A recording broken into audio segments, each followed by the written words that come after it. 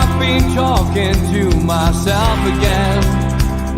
But it's the only way you're ever gonna learn. You look back and it's all in the past. I'm dwelling on the thoughts I cannot say to you. If I don't say the words, then maybe it's not true. Good evening, everyone, and welcome to NUFC Matters Fans Forum. And look, congratulations, everybody. This is not only the Fans Forum tonight, it's a Fans Forum special. It's a Fans Forum safety secured special for Newcastle United, because after the fantastic game yesterday and the fantastic win, should I say, in my opinion only, but I'm sure many other fans as well, we are secured for another year in the Premier League. And fingers crossed we never have to be thinking about a relegation battle ever again. But yeah, welcome all to this very special show tonight. Of course, myself alongside the main man, Chris Hall. How you doing, Chris? All good, mate. All good. Much better for yesterday. Can't lie.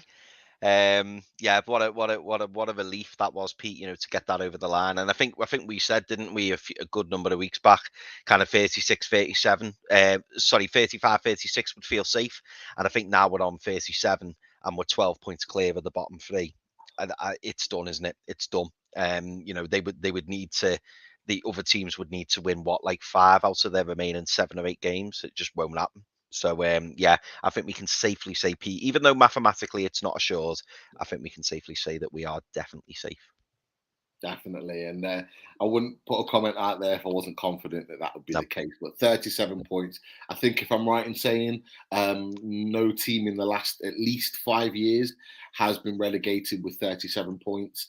So therefore, you know, I'm very, very confident that on 37 points we won't be matched. And actually, you know, look, Chris, I'll come to you, is that, you know, after a fantastic result, and we will get into the game against Leicester from yesterday, but look, we've got a couple of games coming up. Palace Wednesday, Norwich Saturday, that we can add to that 37. So that's what fills me with even more confidence.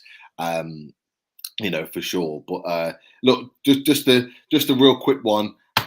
You know, what are your feelings the next day after that dramatic end to the game, where Bruno 100% stole the show with 2 fantastic goals, in particular that last diving header that won the game? How are you feeling today after that? Just made up, mate. And obviously, I was equally delighted that you and your lovely little daughter were at the match for their first game. What a debut that was for her, Pete. I mean, if she hasn't fell in love with Newcastle yesterday, she never will, because that must have been some scenes. I mean, I don't know. I kind of I was on the match reaction on Loaded yesterday. And I gave a shout out to Paul Gallant, and I was saying, you know, Paul's been saying for a number of weeks now, as I'm sure you'll agree, you know, we're going to have to looking up the table, and I think that is the general feeling now. I mean, you're quite right. You know, we've got Palace coming up at home, we've got Norwich away, and I'm just then, when you were asking me the question, I was looking at the league table, and you've got Leicester there in 9th position on 40 points, and you're like, what, 3 points away? And you just think, you know, if we were to get 2, 3, 4, maybe 5 wins. I mean, 5's probably over-egging it a bit, but who knows? Just imagine where we can go. You know, there's no reason at all why we can't finish in the top 10. And weirdly, Rich asked me yesterday, Pete. He said, you know, what would you deem as a good position to finish this season?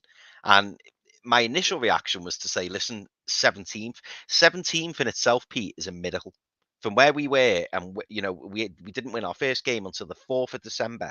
And from where we were, if you'd have said to me on the day of us winning our first game, you can have 17th, I think every Newcastle fan would have snapped your hands off and gone, yeah, 1,000,000%, take that. Me personally, I think we'll probably finish around 12th, 13th. That's just a gut feeling I've got. But the fact that we're in this position and we can kind of just relax and enjoy, what is it? How many games we got left? Is it 6? Yeah, the last 6 games.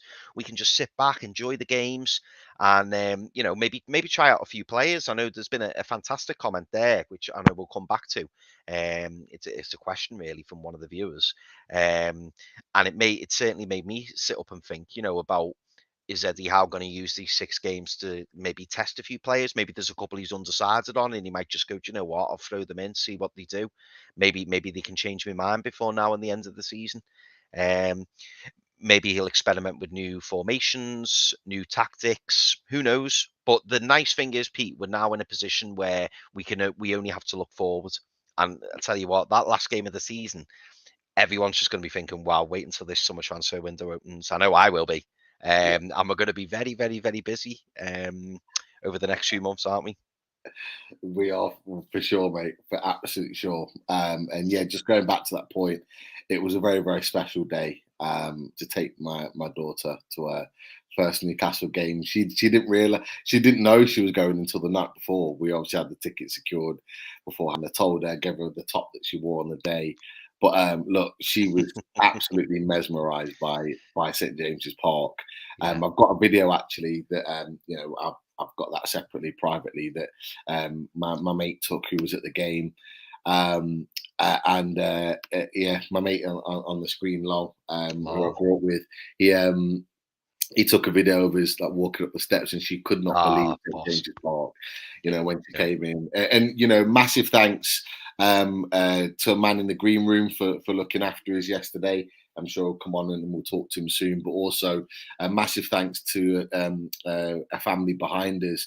Their little boy had the flag, and he had it to begin with, and then they realised it was Ava's first time at the stadium, so they gave her the flag, so she was able to wave it around. And yeah, it was just a fantastic day. And honestly, I know that when you've hooked somebody, because she constantly was saying to me throughout the game, I'm nervous. Like I want us to win so bad. And she knew what it meant to everyone around her.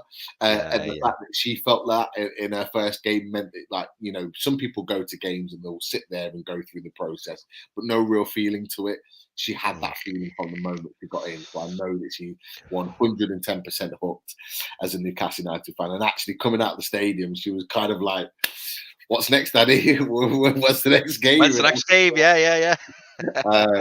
So yeah, it's gonna be very, very interesting going for the last few games of the season, certainly next season. But an amazing game. But you're absolutely right.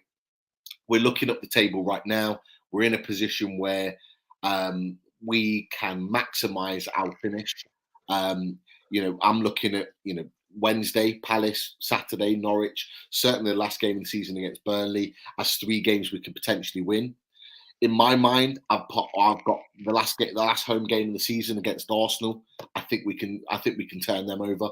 If we're playing the way we are right now, that's just my gut feeling. Obviously, the games are quite difficult games, the likes of Man City and Liverpool. But we get 40 points. If we come out Saturday with 40 points, for me, in my opinion, I think we can go into those Man City, Liverpool games with confidence, and we can actually go and attack the team. And I'll talk a little bit later on in the show about why I was so impressed with the Leicester performance, by the way in which we played against Leicester, because there were a number of things. There's one there. Leicester played better football yesterday, but we got the better result. Is that a fair assessment? Yeah. And you know what? I'll mention it now just before, because we've got a couple of guests on, and I want to get them on to share their opinions with regards to the game. But the way in which I saw it was exactly the same. This game went the exact same way as I saw the game against Wolves. In the first half against Wolves, we dominated possession, we controlled the game, but then it got to the point where in the second half, it was kind of roles reversed. In the second half, Wolves had all the possession, and then we caught them on the counter-attack, which is what they tried to do to us in the first half.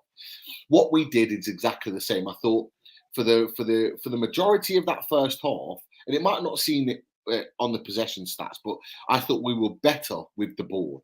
But then on that point of view, we then didn't kind of maximise our opportunities when we had them in the first half. And all they did was kind of try and pick us off on the counter-attack. And to be fair, Leicester were deadly on the counter-attack in the first half, and they were a worry. What we did in the second half is go, okay, you keep catching us on the counter-attack, you have the ball. You have the ball, and you try and break us down. And then what we did to them is exactly what they tried to do to us in the first half, but we were better at it in that we caught them on the counter-attack and eventually got the goal that won us the game. And I just thought it was another really good battle of the tactics. Just like it was against Chelsea, just like it was against Wolves. I think we've got a manager now that tactically can go against these managers and go, okay, I see how you're playing. We're going to do something different. And we're able to change tactics mid-game. You saw it by the subs. We had Alan Saint-Maximin up front at one point, and then we had Joe Linton on the left. Then Alan Saint-Maximin came off, Dwight Gale came on, and we changed players but kept a way in which we wanted to play. And I was really, really impressed with that. And yeah, in particular, the defence were outstanding. The defence were very, very good, and in particular the fullbacks. And I'll get onto that. The fullbacks later on in the show, but I was very, very impressed with the fullbacks in particular. They were very, very good, and it was just a very sort of tactical performance from us that got a massive 3 points. But look, we'll come back to some of the others. Yeah, thank you, Gary. I was gutted I missed you in the Dog and Parrot. Managed to catch so many good people. And managed to catch Andre, who had a fantastic little baby grow. I think it said something like the Mackhams make me puke or something like that. I've seen that. I'll put it on the Matches chat. It was fantastic. Great to see Stu Penman over in Newcastle. He came out and met me as we were walking in Dog and Parrot. Really, really good to see him. Toon Tipster, great to finally meet him as well. Along with Steve Hasty, who I've met before, and Keith Patterson. Oh my God, that guy does not stop laughing. He does not stop laughing. Just buzzing, isn't he, all the time? Yeah, I just turned around and he saw me. And he just started giggling to himself and like, oh my God, he makes me laugh so much. He's a great character. Yeah. But great to meet so many people, as well as one of the guys that we'll talk about in a second that's in the chat, but in the green room. But we'll bring on our first guest because it's been long enough, and yet one of our regulars as well. And we're welcoming Alan. So how you doing, Alan? Oh, over the moon, lads. Over the moon. I'm still over the moon now, lads. I watched the game at 2:00 on last night. That last goal, I've seen it about 20 times, Pete. And I was thinking about you drinking with my friends, Pete. I'm thinking the lad I normally meet on my show, I get ribbed because I try and promote the show all the time to my friends.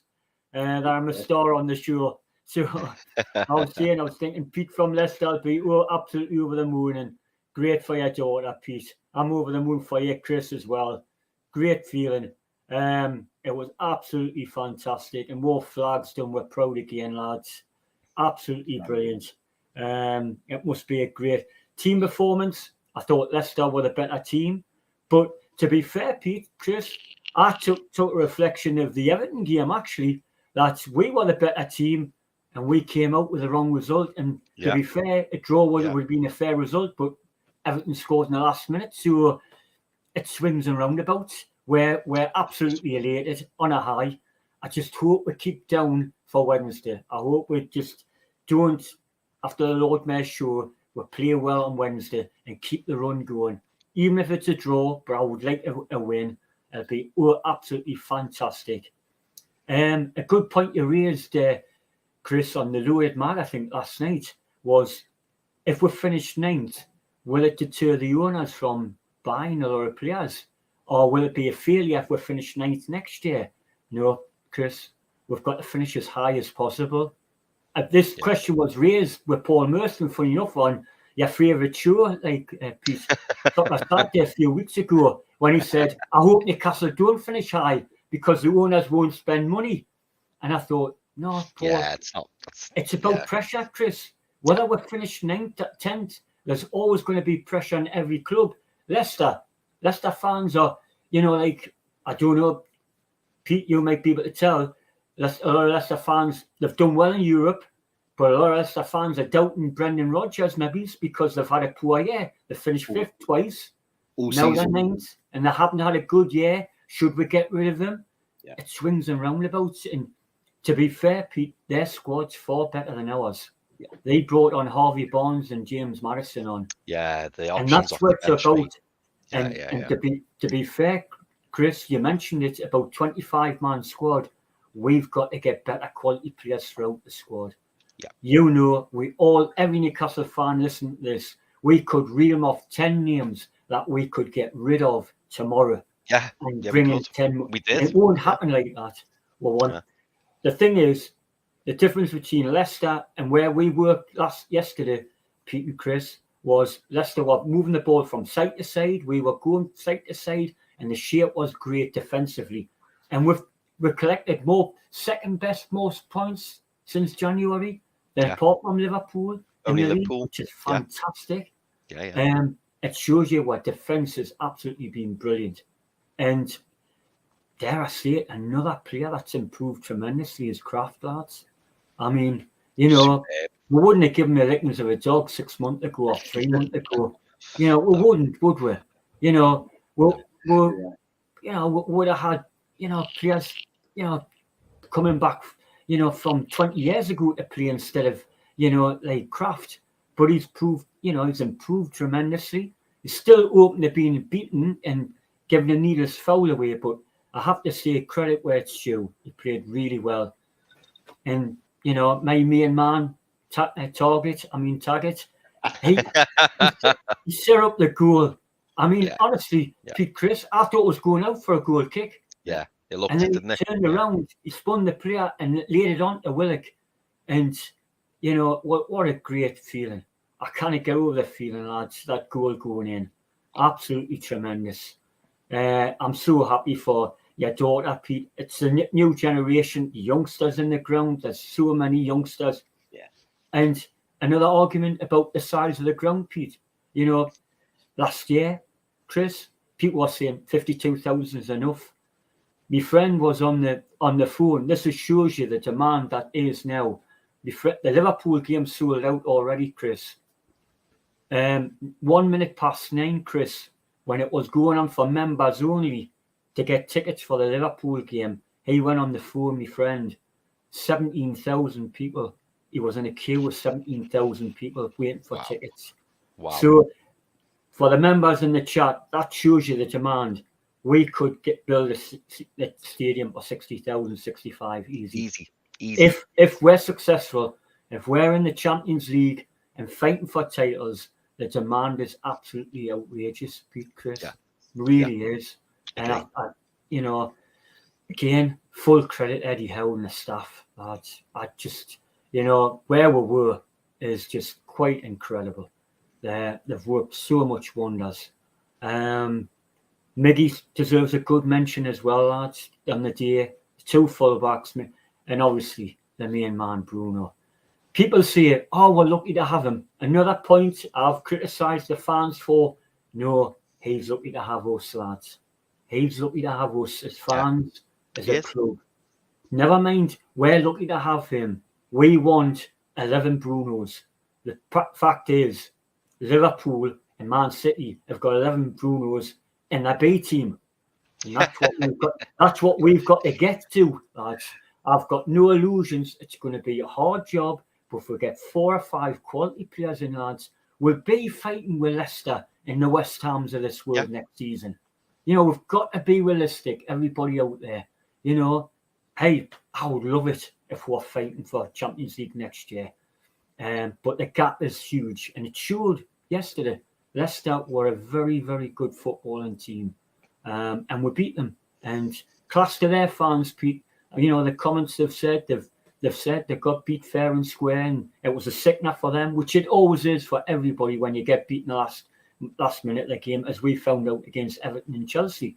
You know, I won't rub it on too much, Chris, as I'll be on for 3 hours, and I know you're on a time scale, so I'll just leave it at that, lads.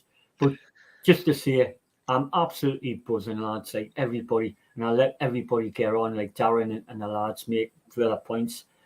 And now we can concentrate on getting signings in for next season. Yeah. That's what it's about now.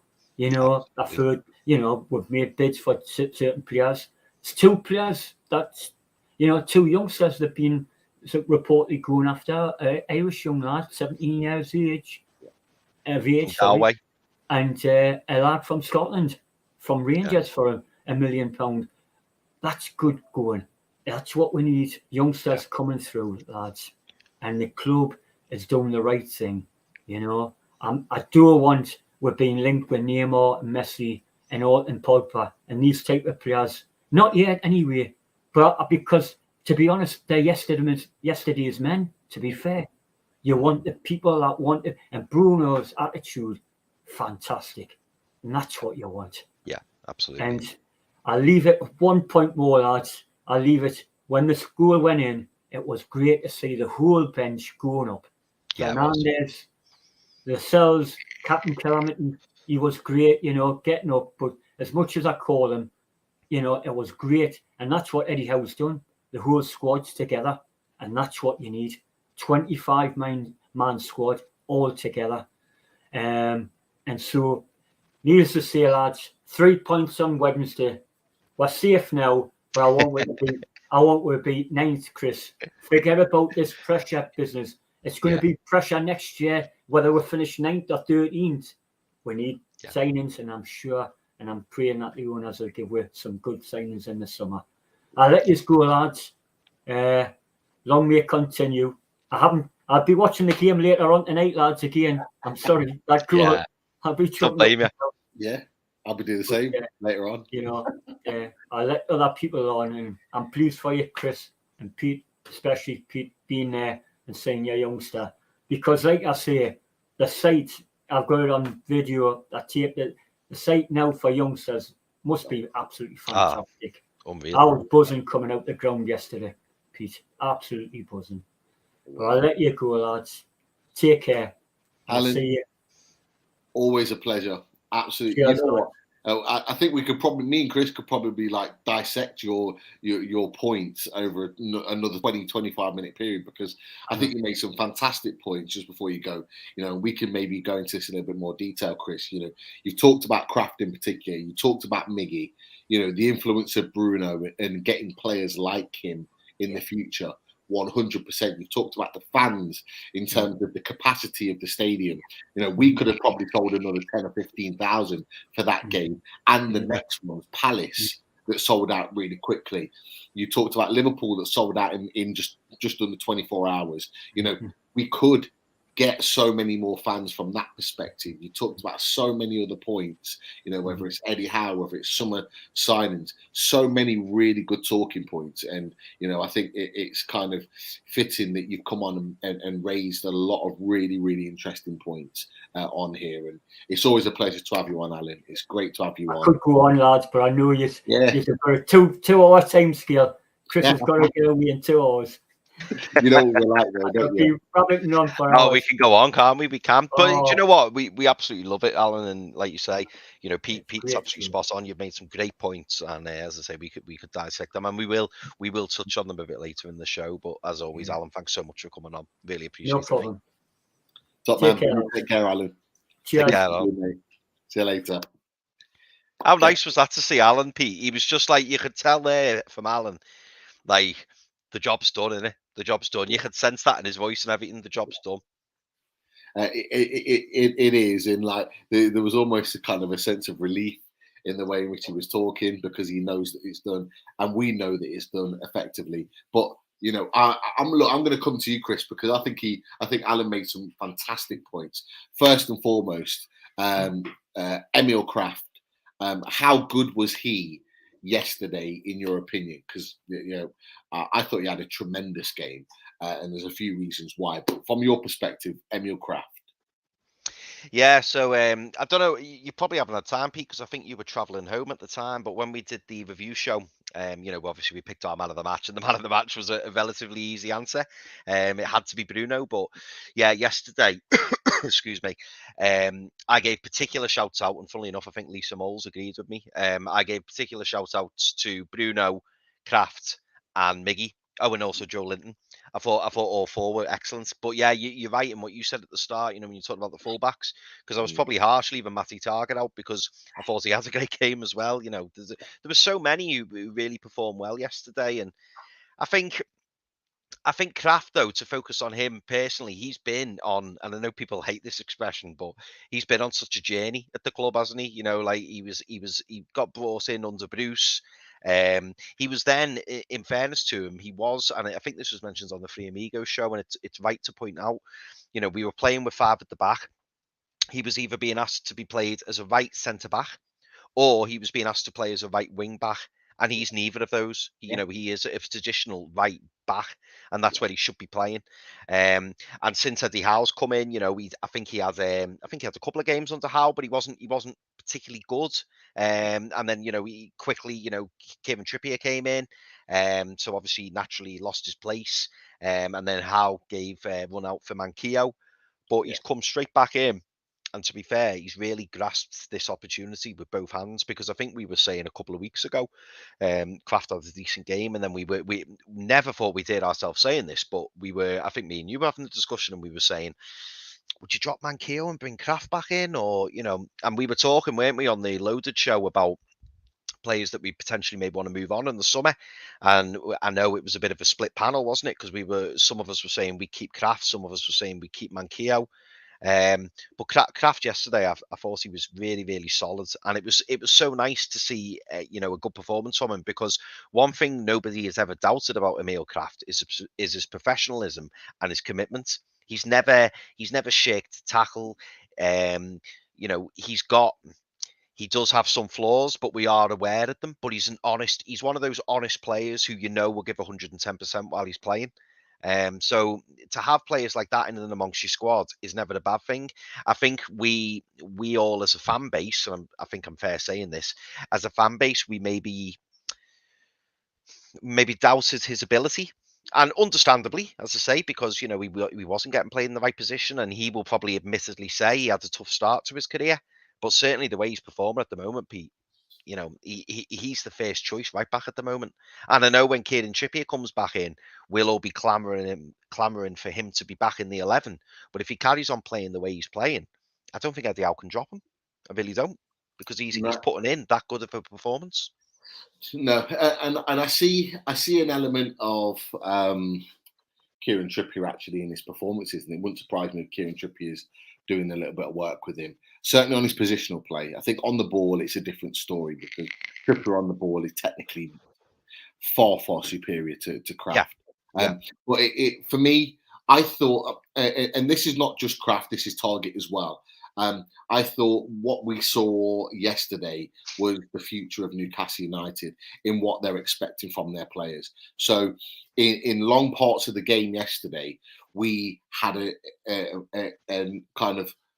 we had the highest press that I've seen from Newcastle, in terms of, you know, no player at any point really was sitting deep. You know, you had Bruno that was all over the pitch, pressing high, sometimes higher than the striker, sometimes left, sometimes right. You had Alisson Maximin that was up there pressing. You had Miggy that was up there pressing. But what that did is that it was a risk factor, because we were pressing to say, right, try and break our press. If you break our press, you're going to be in with a decent chance. And there was a few times in the game where Leicester looked like they were going to scare us, because they broke the press, and it put massive pressure on Kraft or Target, because they overloaded, Leicester did, particularly with their fullbacks on each wing. So there were times where Kraft was 2-on-1. There were times where Target was 2-on-1. And it was a real test of their character to say, right, we're going to play a high press, which if they get through, it's going to put pressure on you. Can you handle that pressure? And at times I was watching, I had a great view right behind the goal in the Leazes. So I kind of had the great view of the pitch.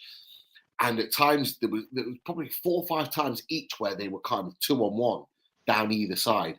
And they handled it so well. They managed situations so well. There were times where they were last ditch, but I expected it, because it was a risk. It was risk play against a very good, technically good team. And I thought Kraft in particular made some really good last ditch tackles. His positional play was very, very good at times. And again, Target was very, very good as well. So it was a real test of their character. Could they manage and play this style of football? And I genuinely believe that that's the type of football we're going to play next season. We're going to have games where we might get caught out with this high press, but I think we're going to have a lot more games where we're going to get a lot of success from it, winning the ball high up. How many times has Miggy, Bruno, Joe Linton win the ball high up the pitch, nick the ball high up, and we didn't maximise on it? We didn't like create chances or make the keeper work on the back of it. But what I loved about it is that there was a sense of, you're in our house today, we're going to take the game to you. We're going to take the game to you. We didn't always have possession, and it was a very different type of game for a lot of players, Bruno in particular, and we'll talk about him later. But I just loved the fact that our fullbacks were tested and they came out with it with flying colours, and it was a real testament to them. 110%. Yeah, good stuff, Leon. We'll be back with more this week. But I was really, really impressed with that. And look, we could talk about so many other points, and we will. We'll get into it later on in the show. But at this point, I'm going to welcome in the next guest and another regular. And we were talking yesterday, we were saying about coming on the show and talking about a few other points and hopefully 3 points. And we are welcoming Darren. How you doing, Darren? Hello, boys. All right. Yeah, I'm buzzing. And job's done. We're safe. Like, what a great feeling. At the 95th winning goal, unbelievable. It's just like a great feeling walking out the stadium. We're safe. Do you know what I mean? Peter, it was great to meet you. Your little girl, and like had a good crack with you, a bit of chat. Really enjoyed meeting you and that. Darren, I've got to say, really, really quickly, like a massive special thanks to you. Obviously, we met in the Dog and Parrot, and obviously introduced you to my little girl, introduced you to Lo, and we walked with you to the ground. We went to Shearer's bar. We had a drink in there before we went to the game. But honestly, just talking about the club and the game, and obviously, how you sort of like gave my daughter like the feel of Newcastle and the build up to the game. Honestly, I massively appreciate that. And it's a pleasure, mate. The pleasure. The one thing that she said, like having met yourself and so many others in the build up to the game, is that the one thing she said is that just Newcastle fans are so friendly. Just genuinely friendly people. Like, she just couldn't believe it, like how many people were just so happy and bubbly and saying hello, and like it was amazing. And you're in a big part of that, Darren. So absolutely spot on. Really, pleasure, mate. I say, like, I'm not even going to quiz anybody today because we won. That's the most important bit. Like, 3 man the matches for me personally. Bruno's obviously my one. Kraft and Targets, I thought they were solid, and Leicester had a good midfield. The boss the midfield, but they had nothing to offer up front. That's my opinion. Like, and in the second half, like, we got the grip with them in the second half. We knew what they were doing, but I'm buzzing. Like Bruno, what a different gravy, man. He's done a chip and run in the second half. Whoa, just you kind of buy quite like that, can you? Yeah. It's class. It was class, mate. But like, from your perspective, where do we go next? Me and Chris have talked about where we could potentially go next. Where do you see us going in terms of points for the season? How many points do you see us accumulating over the last 6 games of the season for you? I'll be happy with 7. 7 may have been realistic. Hopefully beat Palace on Wednesday. Yeah. Norwich, it's one of them, and they could. Yeah. It's one of them. They need to win, but we'll give them a game. But we're turning up how we've been playing, like Leicester. We're good against Leicester. We knew what they were doing in the second half. We contained them. They're like, but we'll do lack of front. Woods would have just like he's offered nothing. Yes, he's too obvious. But when he brought Gale on, you a bit running straight away. Yeah. Well, what did you think of his performance? What did you think? I put this out to both of you. But did you notice a difference with Dwight Gale? And if you did, what difference did you notice? Because I personally did when he came onto the pitch. He was looking for space when he was running, in a diagonal way, where Woods is more stationary, and even when he was behind the ball for Woods, he never won a ball, and kept getting beat. And so, like, when Gale come on, and that was only 5 minutes, but in that 5 minutes, it made a big difference. And like, technically, like, he's got something to do with the goal, because he closed the ball down. They knocked along, and then Target played a long ball, and a lovely ball at the line. Willock jumped over it and direct will go. So, like, that's the difference he made when he come on the pitch. What about you, Chris? What did you notice with Dwight Gale? To me, Pete, and I know it was only a short cameo, but he looked more interested. He looked more bothered, and he looked like he'd been told to do a specific role. And obviously he carried that out. He was stretching the back line. He was dragging players away. He was trying to bring others into play. Whereas normally with Dwight Gale, what we've seen in the past, probably underproduced, which is why I'm maybe being a bit unfair, is he would just kind of do the Wood role. He'd just stay in the middle and just be there and thereabouts. It was like a goal poacher. But I thought Dwight Gale, and I knew this anyway, but particularly yesterday, he's so much more like Callum Wilson than Chris Wood is. And I feel like we played differently with Gale as the number 9. And I think we saw that in such a small space. I mean, Davin made a really good point, about the goal. And when Willock, I think they replayed it on Match of the Day, actually. And when Willock crossed the ball in, or attempted to cross the ball in, then it deflected, Gale had ran towards Willock to pull the defenders away. Yeah. And it's just little moments like that, and it makes all the difference. And then Bruno had the big space to run into, free, unmarked header. Now, this is no criticism of Woods, because I don't want to start going about that, but Chris Wood wouldn't have made that run. Chris Wood would have been where Bruno was. Yeah. And, it kind of left me feeling, is it, and I think someone in the chat put it earlier, is it time to give Dwight Gale a run out? Is it time to give him a start against Palace? I mean, you don't want to rock the boat too much, but like I said earlier at the start of the show, Pete, this is an opportunity for us to try and do a little bit of testing, a little bit of, let's try this or let's try that. I mean, what would be interesting for me as well is maybe going with 2 up top and trying Gale with Wood. I mean, maybe that would bring the best out in Woods, because for years and years and years at Burnley, and I think at Leeds as well, he's used to playing with a target man next to him. And we all know that he doesn't have that at Newcastle. He's got the 2 wingers. Bearing in mind, Alan St. Maximin's on the left, who's very, very unpredictable. And then his right winger keeps changing, doesn't it? 1 minute it's Murphy, then it's Fraser, then it's Miggy. So he hasn't got that mainstay next to him, knowing how they're going to play. He's lacked that since he's been at the club. So I do have sympathy for Chris Wood there, and you could tell he was really disappointed to come off. But I thought Dwight Gale, for the short period of time he was on, I thought he done himself some favours, because he's hopefully played his way into the manager's thoughts. And even if he doesn't start on Wednesday, I think we'll see longer from him. I think he may even get half an hour on Wednesday, because now we can afford to rest a couple of players or try a few new things out. I mean, what did you think, Pete? I know you said that you felt that you'd saw a big difference, but what did you think that was? Yeah. So in my mind, I have Dwight Gale. My last vision of Dwight Gale was when he came on against Man United at home for the 1-1 draw, and he came on for the last few minutes of the game, and I could not believe how lackluster and lazy he was on the pitch. He was basically walking. We were trying to, at that point, hang on to get that win. Not win, sorry, at that point, because Man U were pressing at that point. And I just think, when he came on, he looked fitter. He looked bigger and stronger in himself physically. And, his first action when he came on was like a 25-yard sprint to press down the centre-back. And I think he went from one centre-back to the other.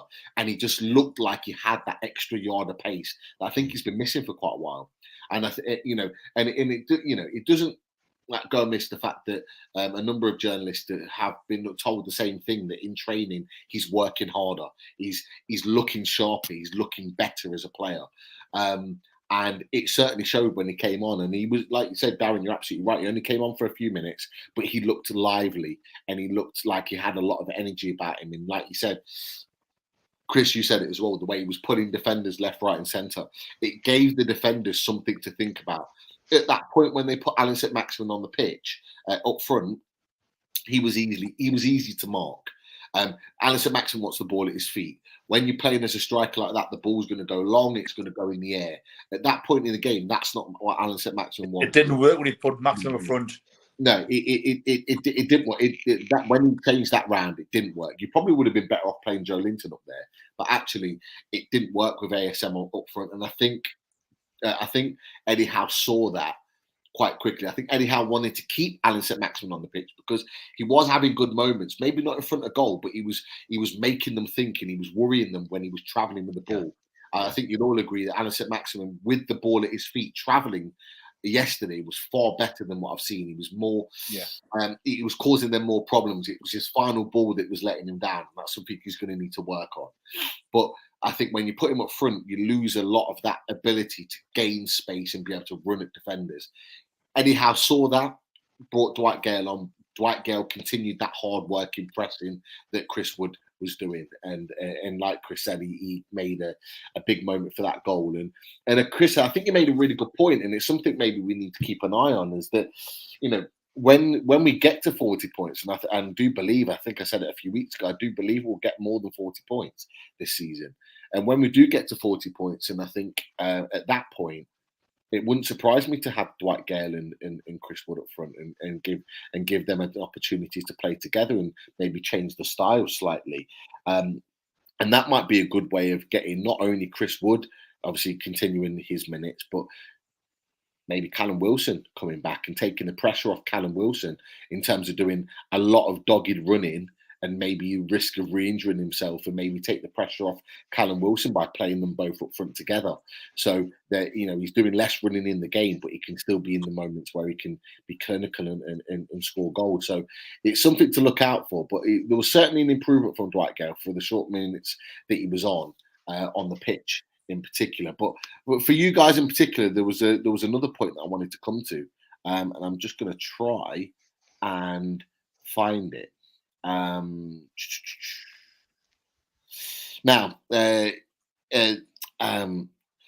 Sharnoff mentioned that I'm not the only one. I'm not one for getting carried away, but I thought of this. Fergie, Sir Alex Ferguson, was 45 when he took over Man United. Pep was 45 when he took over at City. Klopp was 47 when he took over at Liverpool. How can achieve anything with the two? Now, first and foremost, what I wanted from you guys is, you know, from your perspective, both of you, how good has Eddie Howe been since he came into this club? How has he changed? How much, from your perspectives, has he changed this team around? Because there's people now, that are kind of, you know, talking about Eddie Howe as potentially manager of the year. You know, from your perspective, Dan, we'll start with you. Like, what are your thoughts about Eddie Howe right now? I think he's done an unbelievable job. I was looking last night. We were 14 games, no wins, 7 draws, and 7 defeats. 20th bottom of the league. And then to do what he's done is his backroom staff to get away where we are now. How many managers would do that? English managers to do what he's done. Would Emery would have done that? I don't think he would have. And what he's done, he wanted the job, and he's believed in his philosophy by playing attacking football, and he plays every game by game. He wants to win every game, and how he's done it, it's just been right. He takes game by game seriously. I know people I can't say him changing much. Like, you know, I'll try play as a, but I think he'll play his strongest team to win every game. Yes, I know Gail. I agree with you, Pete and Chris. I know Gail will come on, get more game time, but I don't think that's in Eddie Howe's nature. Eddie Howe wants to play his strongest team and his tactics every time you watch Newcastle, and his philosophy is like Ferguson. Like, he's done that like on his tactics and beliefs, and I think Eddie Howe's like that. He's man management with the players. When he first met all the players, he talked to every single player what was wrong, how many managers would have done that? That's my opinion. No, interesting. Chris, from your perspective, Eddie Howe. You probably saw me smirking when you were answering this question, Pete, because I always have to do a little intro before I start talking about Eddie Howe, because I was one of the non-believers, and honestly, anyone who watches our shows on Loaded or shows on here will know that I have to give full kudos to Pete here, because Pete was fully in on Eddie Howe as soon as he was linked. He wanted Eddie Howe, and I was one of the doubters. I was one of the people who I had concerns, because obviously I'd seen, the list of names linked, like the likes of Conte, Allegri, managers like that. And then obviously when we got Eddie Howe, I was a bit like, oh, okay. I mean, don't get me wrong. I never thought, it wasn't that I didn't rate him highly. It was just the fact that I thought, it kind of didn't, it didn't float me boat, put it that way. And I think as well, for some reason, I'm from Liverpool, and obviously know a lot of Everton fans, and a lot of Everton fans, believe it or not, don't rate Eddie Howe very highly, and I think they've been linked with him in the past, and they kind of like mocked me and Newcastle for when we got him. It was like, oh, Eddie Howe, you're the richest club in the world, and you've got Eddie Howe.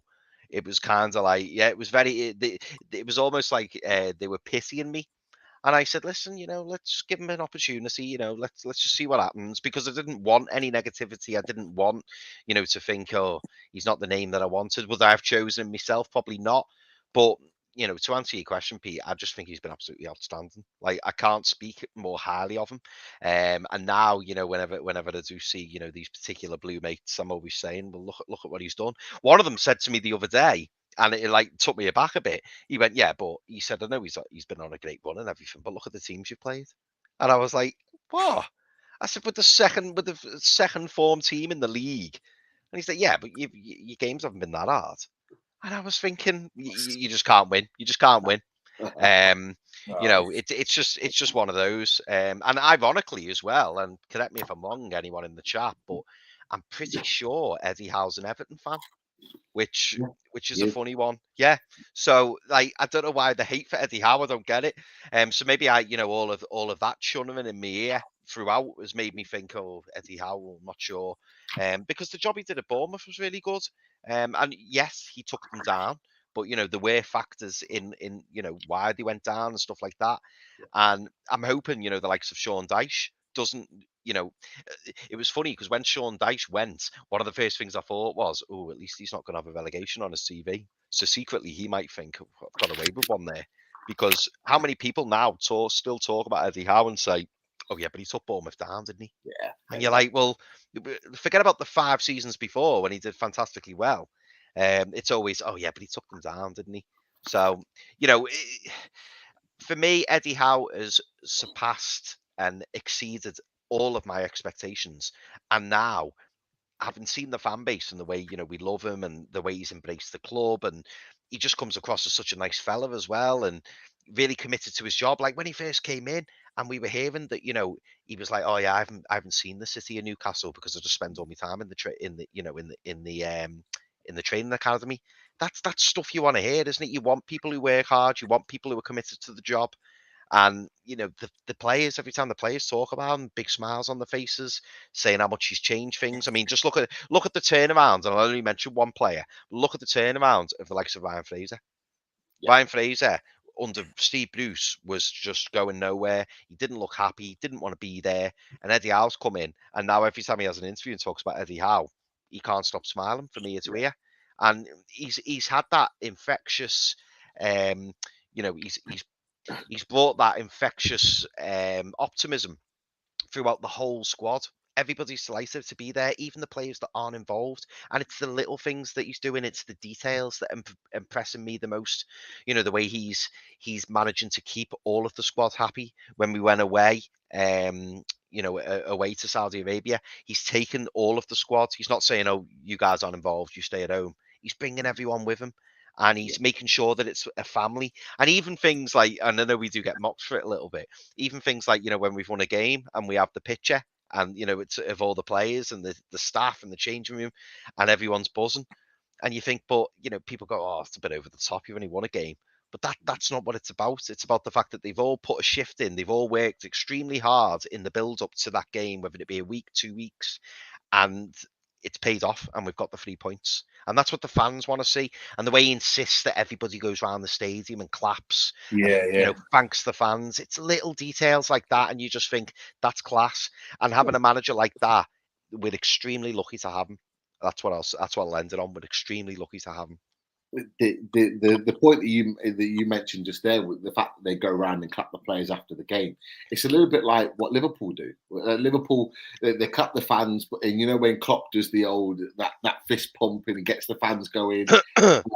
It's like that's their version of what they do at Liverpool. But what we do is a little bit different.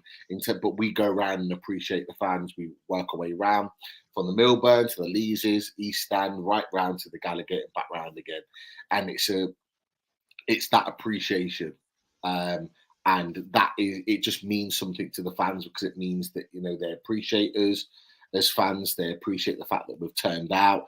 They've obviously tried their best and gave everything for the club. But anyhow, you know this, Chris, over a year ago now, when we had Bruce at the helm and we're in our worst moment. We were talking about. I remember we're on Matchday Lives on Matters.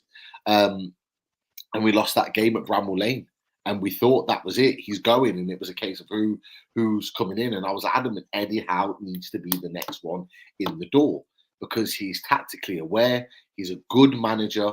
Okay, relegation aside, and that tends to be people's go-to. Oh, but he got Bournemouth relegated. So what? So what? They come to the end of their cycle. They had a lot of injuries. They had a lot of factors that made them go down. Ultimately, it should have been Aston Villa that went down that season because of that phantom goal. If it wasn't for that, Bournemouth would have stayed up. You know what I mean? So it's one of those things, like, Bournemouth have never really gone down that season, but they did. But what it did, it allowed Eddie Howe to go back and reassess himself. He wasn't like Steve Bruce that probably went and watched the cricket and sat on a beach for a couple of months. Remember Howe had a sticky time at Bournemouth, and he went away, looked at teams over Europe. Yeah, exactly what I was going to go to, Andrew. Absolutely spot on. Yeah, he went to Atletico Madrid. He went to Italy, different teams. Yeah. See how they work. He picked up new ideas. And he was 2 years off, completely refreshed from a new light how to do things. Done a world of good. So he went and see. With me and Chris, we've talked about this on Loaded, haven't we? We have. The Eddie Howe. So if anyone isn't aware of Eddie Howe for what he did for those 2 years, he went and spent time in Italy with Maurizio Sarri, and looked at his style of play. Darren's absolutely right. He went to Atletico Madrid. He actually spoke to Kieran Trippier and asked if he could go and watch their team, watch them train and watch Diego Simeone and his style of management. And then he came back here and went and spent some time with Jurgen Klopp at Liverpool. So he went to those three teams. All three managers have three different styles of playing. And what he's done, he's watched these teams and he's watched the way in which they play. And he's gone back to the drawing board and assessed how he wants his team to play. And you can already see certain changes in the way in which he's managing Newcastle United compared to how he managed Bournemouth. He's doing something similar, something's very different. It is great to see from my perspective. And he's evolving as a manager, and he's only 43 years old. He's only 43 years old, and this is what we forget. He's a manager that's still very young in the game and got lots of years ahead of him, and got lots of years to grow as a manager. And I'm so glad that he's Newcastle United manager. Let's not think about beyond the next two years. Let's just enjoy him for now and see how we can evolve this team over the next few years and really take us on. But Eddie Howe has done a fantastic job. Just before I move on, some actually quite sad news. Cristiano Ronaldo's announced that one of his newborn twins has passed away. So not Newcastle United related, but really sad news from that point of view. So, anyone that knows me knows how much I love Cristiano Ronaldo, and that's obviously never something that we would like to hear of any player, of anyone, whether they're footballers or not. So, just a little bit of sad news there. But one thing from me before I let you go, Darren, is here. I think we've touched on this already with regards to his performance, but Munch has put thoughts on Miggy. Now I'm going to turn that slightly.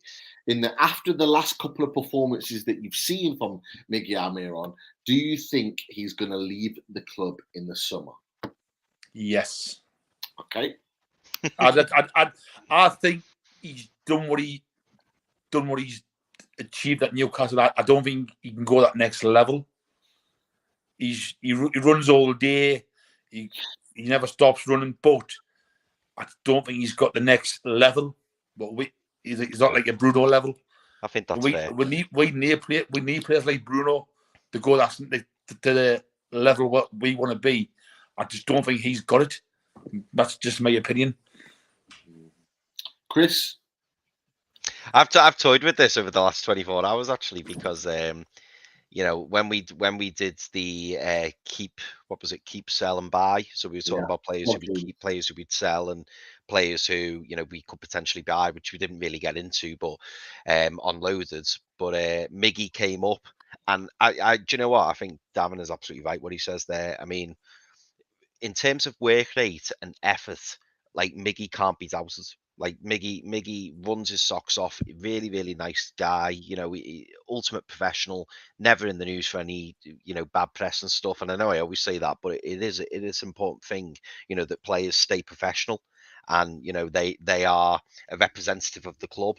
And I know that should be a given, but quite often it's not. And I think Miggy on and off the pitch is superb. But my only concern with him is that I do worry about his end products. Now, I did say the other night that maybe a full summer under Eddie Howe, he focuses on him, he works on him, he works out what he needs. Maybe we're playing a new formation, maybe we can play to his strengths, who knows. My only concern with Miggy is that we don't want to end up with Miggy still in the squad in 2 or 3 years' time and all thinking, oh, he's going on a free now, we should have let him go earlier. It really depends for me on what happens this summer window. If we only bring in 3 or 4 key quality players, we might want to keep hold of them.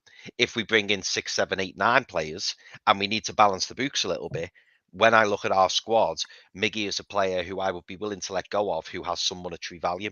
He's probably at the top end of players who we wouldn't necessarily be desperate to keep, but who is worth, a good 10, 15 million.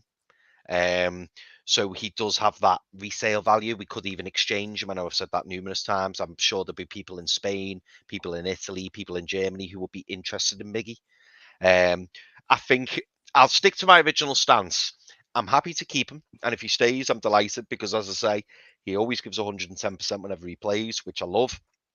But on the other hand, if somebody comes in with a 10+ million offer and we accept it, I won't be surprised, because I think, he has been at the club now for a little while, and maybe we want to move in a new direction. And as Darren's correctly said, it's whether or not he's got that 4th or 5th gear, which on a very small occasion we've seen, but probably not as much as we'd like to see. Yeah. What about you, Pete? Look, I think this is going to be a really theme week to week. I think we'll have to come back to thoughts on Miggy. We'll label it thoughts on Miggy. Thank you for that, Munch. Thoughts on Miggy, and I think maybe my thoughts might change from week to week. But I'll be honest, since Squad Games, a fantastic show that we did on Loaded, like you talked about earlier, Chris, I think he's going to stay. I think he's going to stay. I think we will. I think we might move on Murphy and get. I think we'll get another winger. Into the club. But I think Miggy might stay for another year. Unless we get an offer that's kind of too good to turn down. That's just my opinion. I think he'll have another year at Newcastle. But like I say, it'll be a running theme. I think it could move from week to week. So it'll be every one. I think we'll have to come back to each week on the fans forum and see what we think about that. Boys, I'll let you go. Now you've got a load of people waiting, and I've really enjoyed it. Cheers, Chris. Nice to meet you, Pete, and your daughter yesterday. Thanks again, boys. Right, cheers, boys. Top man. Thanks, mate. Bye. Great to have Darren on, some good talking points as well. And Darren said we've got loads of people waiting. We actually haven't. So if I think we've got room for maybe one or two more callers. If you want to come on and share your thoughts about Newcastle's fantastic win and where we stand right now as a football club going into the last 6 games. The link is at the top of the chat. I'm sure we can put it back in again. I'll see if I can do that, aren't we? now. I think that's it. Put it in the chat right now, so the chat's in there. It's in the chat. And Chris has put it up on the screen. So you got double whammy of the StreamYard link. Come and join us for a chat. You probably got a window of maybe 10 or 15 minutes. So, do you want to jump in with the sponsors, Pete? Get them done. You know what? Right. Okay. I know. I'm nervous for you. Oh my God. Do you want me to do them, Pete? Because I feel bad because I should have done them this week, and I made a couple of notes anyway. So I'm more than happy to do them if you'd like me to, because technically I should have done this week anyway. So yeah, if you want a week off me? I'm not going to say no. I'm going to be no. I knew you wouldn't go. No, I would like to do them. Go for it, mate. Go for it. I'll give it a whirl. I'll see how I do. You can all mark me out of 10 in the chat. Okay. So first of all, oh, hang on. Let me get that. Oh, I'll tell you what, that was a bad start, wasn't it? Let me get that comment off the screen. Oh, this is a great start, isn't it? Hey, wait, hang on a minute. Let me get this comment off the screen, everyone, because I've got no chance. Absolutely no chance if that's on there. Well, Chris and the boys, they'll be absolutely fine. All the other sponsors as well, they'll be absolutely fine. So don't worry about that. They'll get double promotion. Oh yeah, exactly. Right, okay. So the first one is big shout out to Spider Miner, and this is worldwide coverage from the lads. It's VPN protected, and visit www.miner.spidervpn.org to buy. We have our usual sponsor, skipsandbins.com, telephone number 0800 25 45 25 free, email inquiries at skipsandbins.com, the website address is www.skipsandbins.com, easy, contract free, and pay-as-you-go waste collection.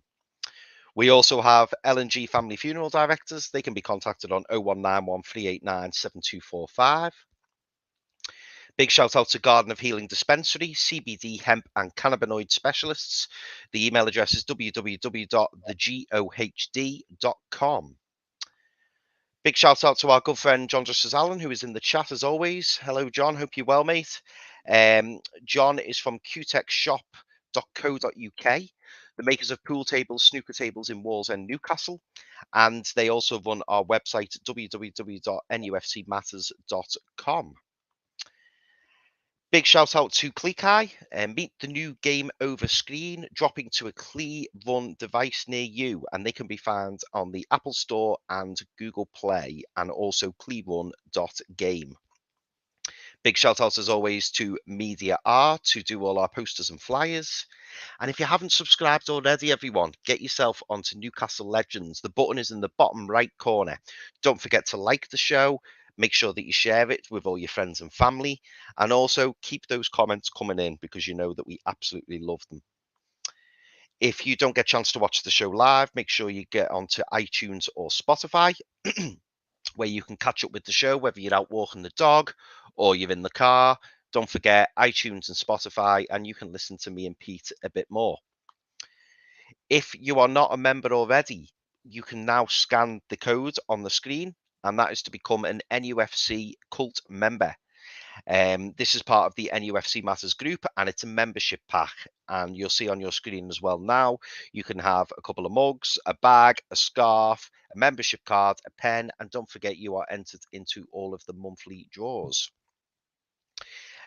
John has kindly offered now to all subscribers a car sticker. So if you would like an NUFC Matters car sticker, if you're not already subscribed to the show, make sure you subscribe. But if you are, get in touch with John at nufcmatters.com and you will receive your free car window sticker. Don't forget the Dog and Parrot is the place to be for all pre-match and post-match.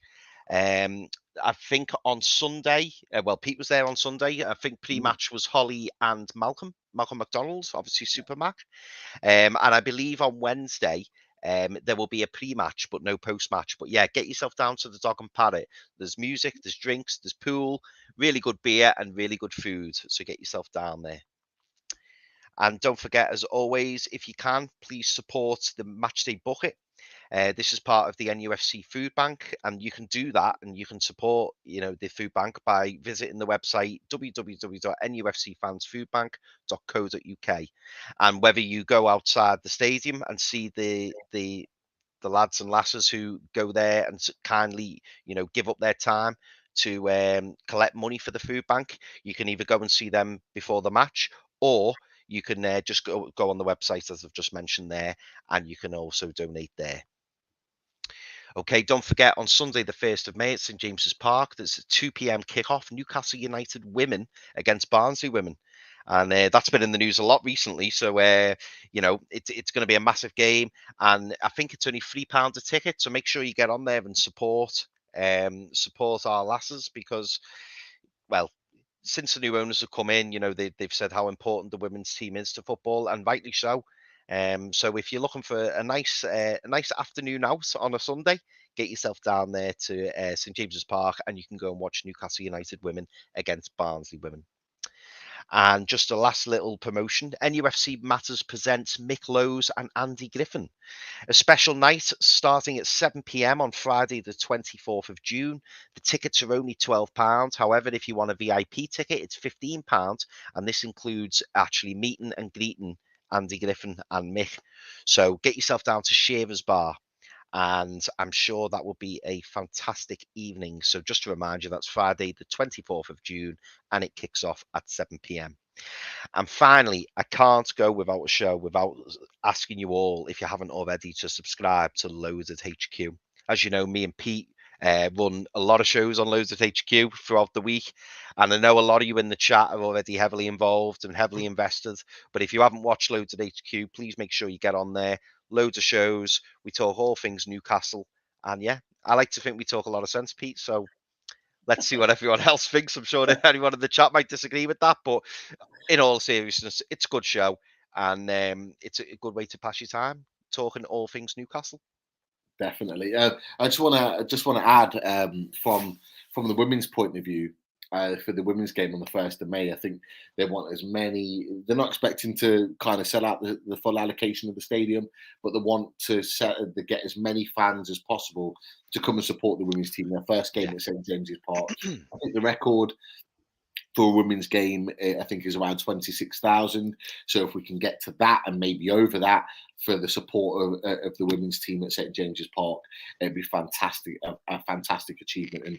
And without that would give the women's team a buzz that are still fighting to win the league. So there's something still to play for at this particular stage. So massive support for the Newcastle women's team. So yeah, if you can, try and get yourself down there 1st of May and support the ladies. Just like magic, we've had a couple in the green room that have just appeared. So we'll get them straight on. I think we've only got, maybe a 10-minute period before we head to the question. So we'll come to both that are in the green room right now and welcome in another regular that I think's just travelled back from Newcastle and just touched down back home. And that is Tony. How you doing, Tony? Yeah, not too bad. How are you? All good. Good, All good. Yeah, all good. great to see you yesterday, Pete. Yeah, brilliant to meet you and your wife. Yeah. I'm assuming you had a fantastic game and experience. Yeah, I mean, what a way to win at 95th minute. And I did say 2-1, Pete, didn't I? You did, and you were adamant on that. It was going to be 2-1. Me and Darren were saying, we'll take a 1-1, we'll take a point. I said I would love a 2-1. I said that on away days as well. But you were adamant 2-1, so absolutely spot on, mate. Yeah, because even Holly thought it'll be 2-1 Leicester, you see. So she did. Yeah, but no, I mean that was a good game yesterday, wasn't it? I mean, I know Leicester didn't have a full team out, did they? But still. Well, you say that. I mean, they spent 20 odd million on Paps and Daka. They had, Sunchu that have spent a lot of money on. They had players in the team that they'd spent a significant amount of money on. You know, Tillemans cost what, 35, nearly 40 million. You know, they've got players in that team that are worth a lot of money. Justin, young Thomas on the left back. He's an academy player come through, but they spent a lot of money on some of those players. And like it's been talked about, Chris has mentioned it in this show already. Darren, Alan said the same. You know, Leicester have got a squad of players. You know, we're looking to be that team that have a squad of players where we can swap around on a European night, fingers crossed, in the years to come, and we can still have quality players on the team. There's, you know, there is no doubt. And then who did they bring on? England international in Harvey Barnes, and a 25 million Madison, a 25 million Iniacho. You know what I mean? There's 50 million and an academy England international that have come on off the bench to improve their team even further, and they still need beaters. So, I mean, when we scored the equaliser, and then obviously the referee ruled it out, I was sort of thinking, well, hang on, hopefully VAR's involved here, because I mean, obviously I'm in the Milburn stand at the other end, the Gallagher, so you can't really tell from there, you know, what's going on. And then when he was going to the monitor, and I thought, all right, okay, then so VAR's looked at this and said to him, you must go and have a second look at it because you might have made an error. And obviously he's gone and saw it, and then when you saw it on the screen from where I was standing anyway, you could just vaguely see that Schmeichel didn't even have his hands on the ball. But I had to watch it properly on Match of the Day last night to see it, you know. Yeah. I said the same on the reaction show, Tony, exactly the same.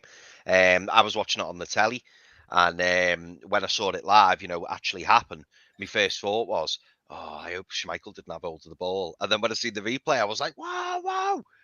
There's nothing wrong with that goal. There's absolutely nothing wrong with that goal. And it's the first time, Tony, I've ever said, you know, thank God for VAR, because the referee obviously didn't see it.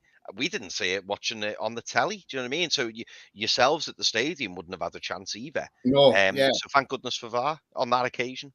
Gosh, I mean, you know, because apparently this Jared Gillett's always been a one who likes to use a monitor on VAR as well. Right, that's interesting. Apparently when he was in Australia, he was always like that. He's always adamant that you must take a second look at the monitor. And then obviously towards there was people streaming out like at like 85 minutes and that, and I'm thinking, don't leave the stadium, because I'm not leaving. I don't leave until the final whistle goes, you know, and then after everybody's gone around the pitch. And then when I saw that ball target to Willock, and then Willock burst down the lane, I thought he got past Tillemans and then just burst down. And then what some people might not have realised is, but I thought Gale was quite clever because he took the defenders away. He did. And then that enabled, when he crossed that ball, obviously it flicked off a defender. And then Bruno, I mean, the amount of yards he made up to get in there and get that header in the back of the net, you know, and that was just absolutely brilliant. And what a player Bruno is as well. How good is Bruno Camares? I've got an opinion of how good I think he is, but look, Tony, I'll come to you and then I'll come to you, Chris. Just a simple question: how good is Bruno Camares? He's a level above what's in that team. I'm sorry, at the end of the day, he's a level above. And even Supermac called it right at the Dog and Parrot when he said, when we buy players in the summer, they have got to be at least the same level as what Bruno is. They can't be any less. And he's absolutely right. And players who are there now, the likes of Willock and that, if they want to stay there long term, they're going to have to try and get up to his level, or at least match his level. But, you know, only a player like that can bring out confidence in younger players as well. But he is absolutely brilliant. I mean, you know, and I thought, to be honest with you, I thought Mickey had a good game as well. He ran his socks off, you know. So, yeah, but Bruno is just like a class above, though. Yeah, it really is. And you're right. And to be fair, we've touched on Miggy during the session as well. This show, you know, Darren's talked about it, Alan's talked about it, Chris has talked about it, how good Miggy was, and I've obviously put the question out about whether we think we'll keep hold of him or whether he goes. But look, Chris, from your perspective, how good, we know he was man of the match yesterday, but how good is Bruno Camares? And an additional question to that, how much better do you think he can get at 24 years old? I mean, the best way, the only way I can describe Bruno Camares, mate, is GOAT. He's just unreal. Like, he just oozes class, doesn't he? And as Tony's just rightly said, then if we're going to be potentially looking to bring in 3 or 4 or 5 players of similar quality of him and Kevin Trippier, then it's just scary where we're going to go. It's just scary because, like, we've not had this for 15 plus years where we bring in a player and we go, wow. Like, literally, the player I liken him to the most of recent years is probably Cabaye, and we were extremely lucky. I mean, we were calling Cabaye a dreamboat and everything, and Cabaye, yeah, he was. During his peak years at Newcastle, he was absolutely outstanding, and it's no surprise that he got that move to PSG. And it turned out to be a mistake. No one blamed him for it, in the sense that he would have wanted to go to France and play for one of the biggest clubs in France. But in hindsight, I bet he'll look back and think, what, I shouldn't have left Newcastle. I should have stayed, because the fans absolutely adored him. And that's what I love about Bruno in such a short space of time since he's been here. I think one of the first things he came out and said was, like, the Newcastle fans love me. And he loves that we love him. And that can only help us as well, attracting other players, the likes of Lucas Paqueta. He's probably looked and thought, bloody hell, they've got a big bloody flag of Bruno there. He's played like 3 games and we just adore him. And, seeing how happy he was to score the goal, seeing how happy he is to be in the team. And I don't know who it was who said it earlier on in the show. It might have been Alan, and saying that, we're lucky to have Bruno Camares, but he's lucky to have us. Because where else would he get this adoration? If he joined like a Juventus or a Barcelona or whatever, he wouldn't be getting all the fanfare that he gets here. And he knows that. He's lucky to be here, and we're lucky to have him. But in terms of where he can go, Pete, sky's the limit. I mean, he's now, heavily involved in the Brazil squad. He's performing week in, week out. He's now found a place in the team, and he's not, I can't see him being dropped. The only time Bruno Camares won't play, I think, now is if he's rested, or whether he gets a knock or anything like that. But he's just, like Tony said, he's head and shoulders above everyone on the pitch. I forget which game it was. I think it might have been the Wolves game. And one of the commentators said he's the best player on the pitch by an absolute long shot. Like, he stands out a million miles. And I just feel so fortunate that we have him. But it's not just his quality, and it's not just, the ability of the player. It's the attitude, and the fact that he's a winner. You can see it in him. When he scored that goal, like, I don't think we'll ever see anyone do that again. He scores a goal, and then VAR are like checking it, and then they give it, and then he celebrates like he's literally just scored it. And, like, you never see anyone do that. Normally they just go, yes, it's confirmed. But he celebrated as if the ball had just hit the net. Yeah. I just think he's a breath of fresh air. And like I say, I'm just really pleased that we've got him, because he gives everything out on the pitch, and that's amazing to see. So yeah, I feel very happy with Bruno Camares, and I think somebody said, and again, these aren't my words, but I heard somebody say that we could be talking about him as like one of the best signs we've ever made. Now that could be early doors. But the start he's made, somebody else said on it, I've seen a tweet, he scored 3 goals in about 73 appearances for Lyon. Yeah. And he scored 3 goals in 5 appearances for Newcastle. So, he's made a fantastic start. And the first thing he said when he came in was, listen, I'm not a goal scorer. But he's certainly defying that, isn't he? And one thing I will say, which I can say without any doubt, he's the best Bruno in the Premier League. Oh, definitely. Yeah. That is for sure 100%. But I think both of your assessments are spot on with regards to Bruno. For me, he's 24 years old. He's not even in the peak of his powers yet. No. And I think he's only going to get better, and he's only going to get better for Newcastle United. We haven't seen the best of Bruno Camares yet.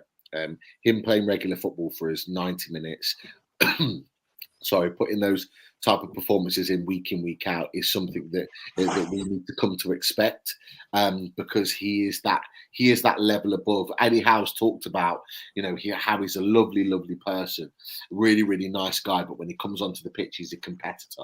He's a winner. He wants to win. He's going to bring the best out of the current squad of players. He already is bringing the best out of the current squad of players. The squad of players know how good he is. Every single one of them, including the subs, including the management team, including the coaching staff, made a beeline to congratulate him because they love him and they know how important he is to Newcastle United's future, not just on the pitch, but off the pitch as well. We've been linked with the likes of Lucas Paqueta and many others. They see Bruno Camares playing for this team. They want to come and play for Newcastle United.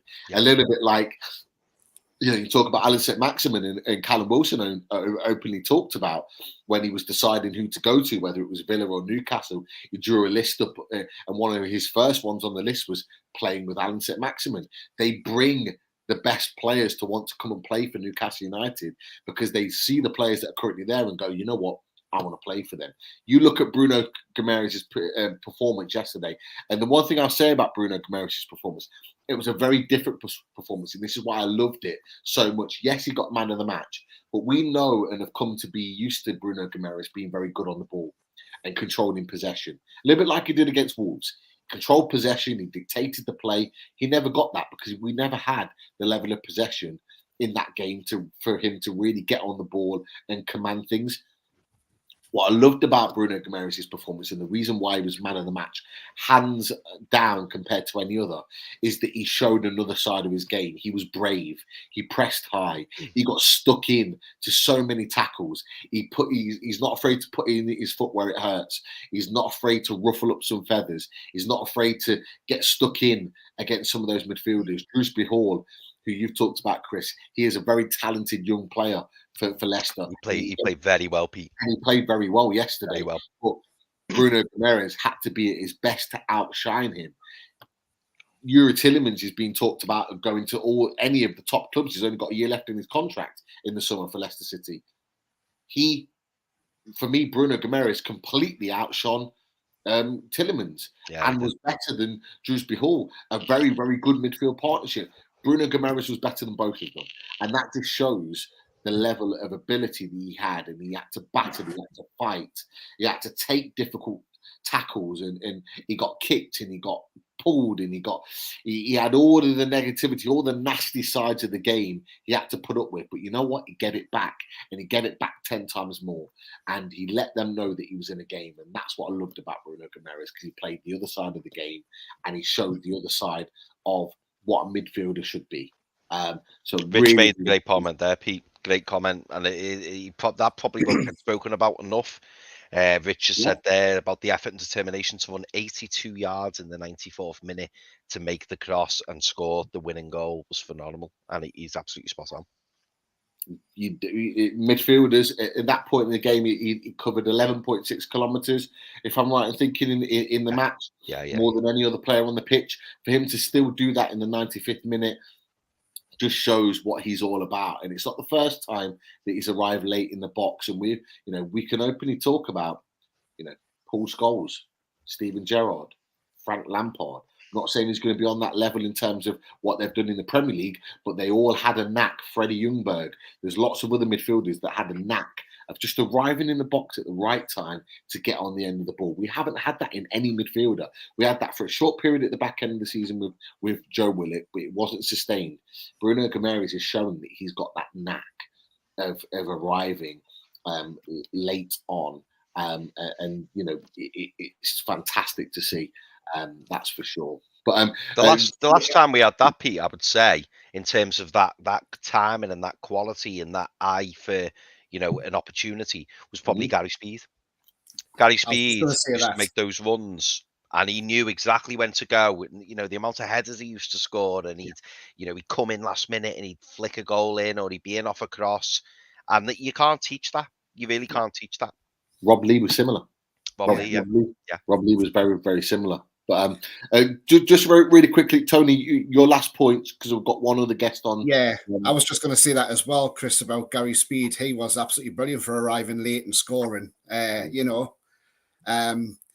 know Alan's just asked a question there to say, like, do I think who's better, him or Cabaye? Cabaye was brilliant, but I think Bruno's just above him now. And he seems to have a lot more skill as well. I mean, Cabaye was a great player, one of the best we had. And I mean, I think, did we only pay 4 million or something for him, didn't we, at the time? Yeah, it was a steal. Yeah. 4 million for a player that just won Liga with Lille. Who, funny enough, had another fantastic player in their team at that time in Eden Hazard. We managed to pluck Cabaye away for 4 million, who was the best player in the league at that point in time. Yeah, an absolute steal. Yeah, but yeah. Other than that, I mean, yesterday, I mean, I'll take any win if it's a last minute of the game. I don't care if it's the last kick of the game, as long as we get them 3 points. And obviously, so the missus has been with us for a few games, but obviously the one she's been to have been draws. So she's actually seen one where we've won. And she said the atmosphere is absolutely brilliant. She has not just that's the passion as well. And and then when we were going into the town, it was like the centre of Newcastle, everybody was just buzzing, Even in Wetherspoons, they all started shouting, Bruno's, where's his magic hat? No, it's just absolutely brilliant. Because we stayed there for a bit and then we had to get back to the hotel because we had a meal booked for 7. But yeah, absolutely brilliant yesterday, the atmosphere. And, I would like to have got the last game of the season, but thanks to Sky, they've put that on a Monday now, which is stupid. And that's the last home game of the season. Really, that should have been on a Sunday. Yeah. And, I think there was a post on about, and I put on, shame on you, Sky, thinking of the fans, you think of your money, unfortunately. Yeah. And it's a shame because people like that miss out. And, and I saw a tweet today where a Man U fan had put on saying, the way Newcastle fan, the way the players are celebrating on the pitch, it's like they've won the league, they've won the cup. And I put on there, I went, well, actually, I says, they're coming round to thank the fans for their magnificent support. I say it's because not only do fans travel from Newcastle, but fans travel from further afield as well to get there. Yeah. And I says, and it's only right that they come round and I thank you for your support. Because at the end of the day, us coming through the turnstiles helps pay their wages. Exactly. And then all I got off, then I got something back off them. I just thought, you know what, and he's like, oh, well, yeah, but Man U will always be bigger. And I thought, well, jealousy, Tony. It's jealousy, especially of a Man United fan, because they know they're going there and we're going there. And he says, we've got Ten Hag. And I wrote back and I said, yeah, but the unfortunate thing is the players run your club, not your manager. How many managers have them players got out of that club? It's true. You see the likes of Pogba and that, they can't be bothered. And how players can get a £485,000 a week new contract for that? That's what he's supposed to be getting at Man United. With a £5 million sign-on fee as well. Absolutely ridiculous. But they can keep him because I wouldn't want Pogba. I've seen a few fans say, let's have Pogba. I don't want him at the club. Nah, he's not got the attitude. As soon as as soon as something happens, his head drops and that's it. He doesn't want to know. So we don't want people like that. I think me and Chris talked about this before. I think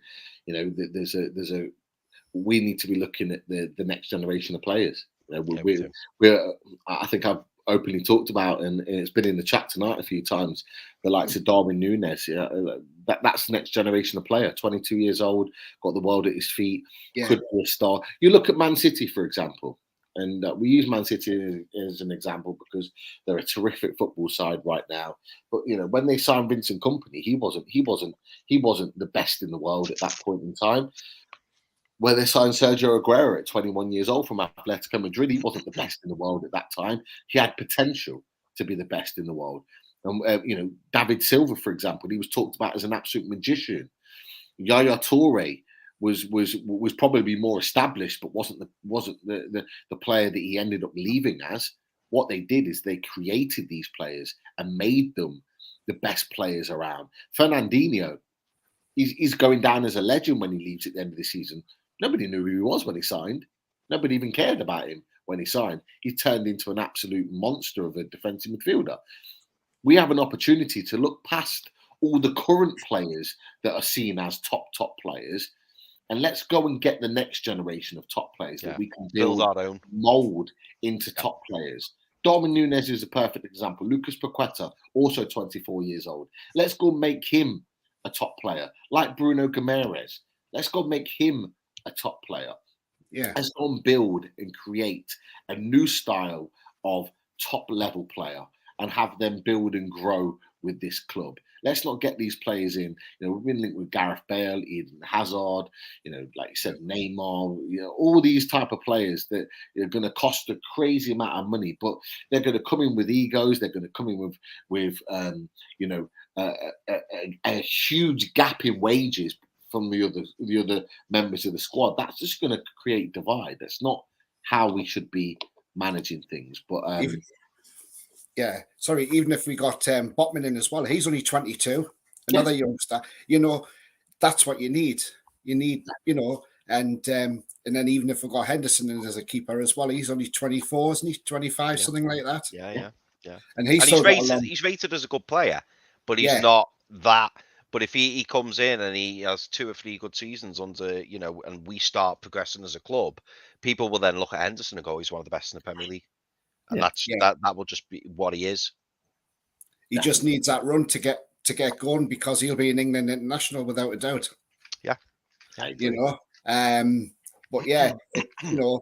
as I said to you yesterday, Pete, I mean, with Darwin Núñez, Nixon's been looking at him for the last couple of years, hasn't he? So, who knows on that one? But I do hope, but I do hope we sign Target though, because I mean he's just a great left back, and Villa fans and Aston Villa, why Aston Villa let him go on loan is crazy. Well, I'm not bothered because we've got him, and I tell you what, he's better than what Digne is, and we were linked to Luca Digne, and I'm glad we didn't get him. I'd rather have Target. Maybe who says Target can't attack because he can. Yeah, a lot of pundits says, he's only a defender, but no, he can get down that flank. And he can link up. And we saw that. Yeah, we saw that with the goal, didn't we? Saw that with and the winner. He puts good corners in as well, so yeah. No, you're right. But Tony, at this point, we'll have to let you go because we've got one more guest that's going to come on after you. But massive thanks for joining us. I know you weren't sure if you're going to join us because obviously you travelled down. Hopefully you can rest up now for the rest of the evening. And, well, I'm off work tomorrow as well, so that's even better as well. Oh, good. You enjoy, and then fingers crossed, we see you again next Monday where we're talking about another 6 points. Yeah, we've already got. So let's. Well, we've got Palace and Norwich, so they're both winnable games. Why not? Yeah. Okay. Thanks, lads. Take care, Tony. Take care, Tony. See you later, mate. See you later. Bye. Great comment from Yano there, Pete. If you want to challenge for the league in 5 years, we need to recruit players that are reaching their peak in 5 years' time. Yeah, it's part of that building process. With Man City, they did the same, but with other teams, with Chelsea, it was a little bit more instant. But yeah, we want to see. The key is exactly what Yano said, and what we've just talked about is that you want players to grow with the club. You want players that are already technically and significantly better than what we've already got in our squad, but you want them to be able to grow, develop, and get better as we go along. You want to be at a point where Bruno Camares is not the one outstanding player in the club, that he's one of a number. And you get to the point where he's playing at the level that he's playing at right now, but it's seen as the norm. There's a question in there that I'm sure we'll get into about an individual player that chose a come on. And it's that type of player. It's exactly that type of player that Yano is talked about in terms of growing, building, and evolving with the club. You are absolutely spot on. I started that, Pete, because he is a very interesting one, and we will come to him at the end, and you'll know what we're talking about. It's a question from Jersey Mag, and I'll flash it up on screen later when we go through the questions. But he's probably one I would say that's on the cusp of. I feel like he may be too big now, because I think in terms of wages and fee, and it might just be too much. I think he's made his name, but it'll be interesting to see what everyone else in the chat thinks on that one. It's an interesting one. Yeah, definitely. No, you're absolutely right. But I think we might have one more guest in. Not sure if they're They're on the screen. I can't see them. Yeah, we can see them, but we can't see the face. So Yeah, sure. but we'll have to wait to see if they come on screen. But until then, we'll work through, because we've got so many questions to get through, so many things to get through, and there's comments that are coming through. Oh, here we go. We've got movement. Here we go. Let's bring on Jonathan. Can we see Jonathan? Can't see you. Here he is. Hold on. Throw him on. See what he does. Hello. Hi, Jonathan. Jonathan, you okay? Hello. Hello, How you mate. doing, you right? Hello. Oh, sorry, I'll get it better. Yeah. Hello, I'm good. You met Darren yesterday, me pal, Darren. Yeah, we did. Great guy. Really appreciate everything you did with the game yesterday. You met Darren yesterday, me pal, Darren. Jonathan, I think you might have your TV on. Right. Turn that off, I love what the players do, because you actually talk sense about football. No, appreciate that, mate. Well, what are your thoughts on Turn the the game? TV off. Yeah, it's echoing a little bit. I can't hear it. Right. There you go. Can you hear Yeah, us? I can't hear you, though. I can hear you better now. Darren, what you doing? 2 cents. No worries. Yeah, go on, mate. No worries. Let us know if you can hear you. If you can hear us.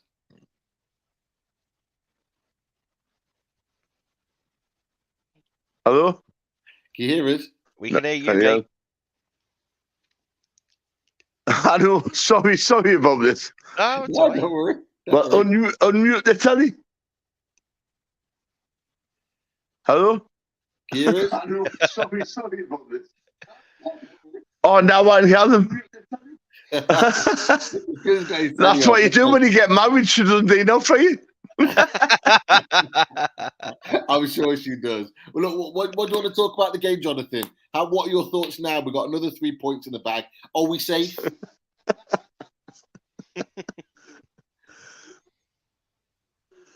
Well, to be fair, absolutely massively fair. We need a goalkeeper, a centre half, a centre midfielder, and a centre forward. We don't have to go mental in the transfer window this summer. We need to go through the spine. I think Chris is nodding in agreement. I'm definitely nodding in agreement as well. Any good footballing team that's built is built through the spine, Jonathan. And you're absolutely right. Those key areas do need to be improved if we want to be a better team.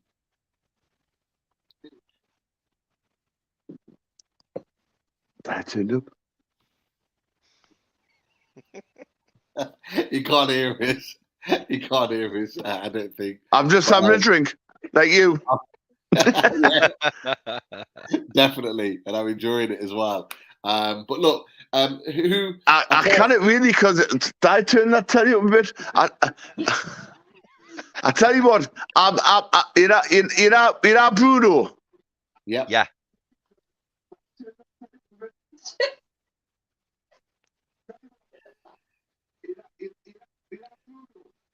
I can't believe we signed him. Yeah.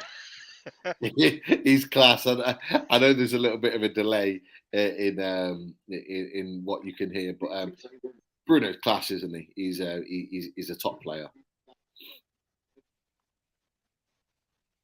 Sorry about that. No, don't worry. It's all right. Don't worry.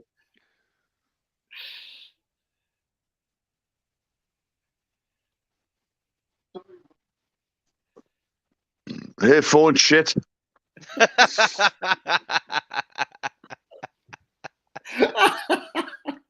love it. Yeah, I've got a question for Jonathan. Yeah, Jonathan. So, Jonathan, you said that we need a goalie. You said we need a centre back. You said we need a centre midfielder. And you said we need a striker. Which 4 players would you be going for? I know it's hard off the top of your head, but which 4 players would you be looking at?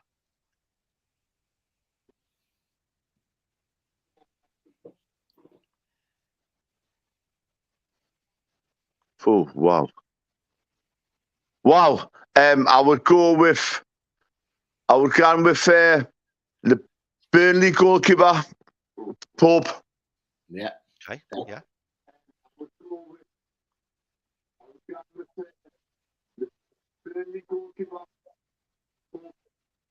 I would go with him. And then I would go with centre half. Outstanding. I would take the Burnley centre half. Tarkovsky.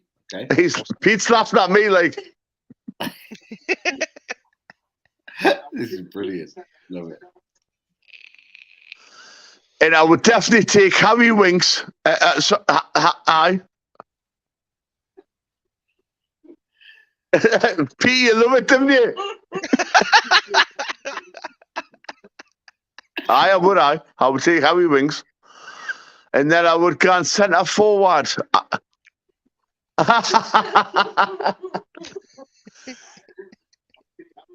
And then I would put Pete up front. Yes. Pete up front. Yes. Love it. Hey, Jonathan, you probably won't hear this for a little bit, Jonathan. But we're saying there, if you put because you're a football man, aren't you, son? I am. If you put your headphones on, Jonathan, you'll probably be able to hear us on your wife's phone. I reckon that's what the problem is. Yeah, that's true. It's a good shout that from Toon Man.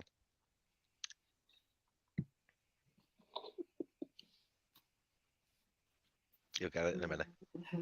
God, that costs us somebody getting married, like.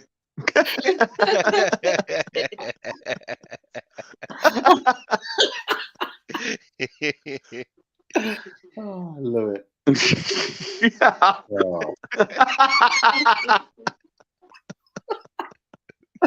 Oh man, well, he should have deserved it. I was. Do you know what? To be totally serious, right now, am I going to get too in depth? And getting too in depth and all that. Yeah. But you know, when we've watched football players, you know where we were under Bruce and Ashley compared to where we are now, and man now in the yellow dress for Easter. How happy is it? It's like chalk and cheese, mate. It's like chalk and cheese.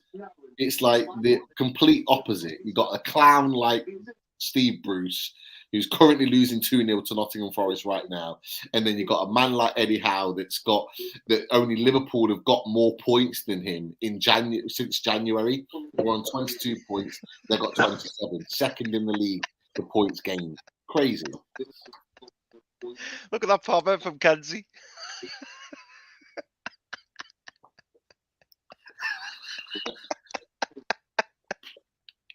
Oh, the Kenzie.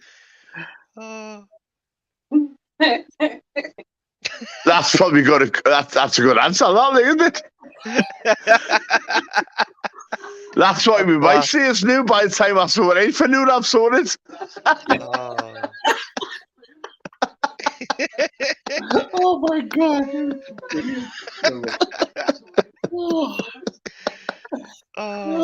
You know what? Tune, blow my door. Two. Yes. Yes. I love it. Love it.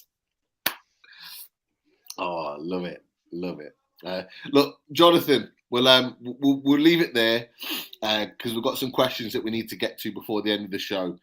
But absolutely pleasure having you on.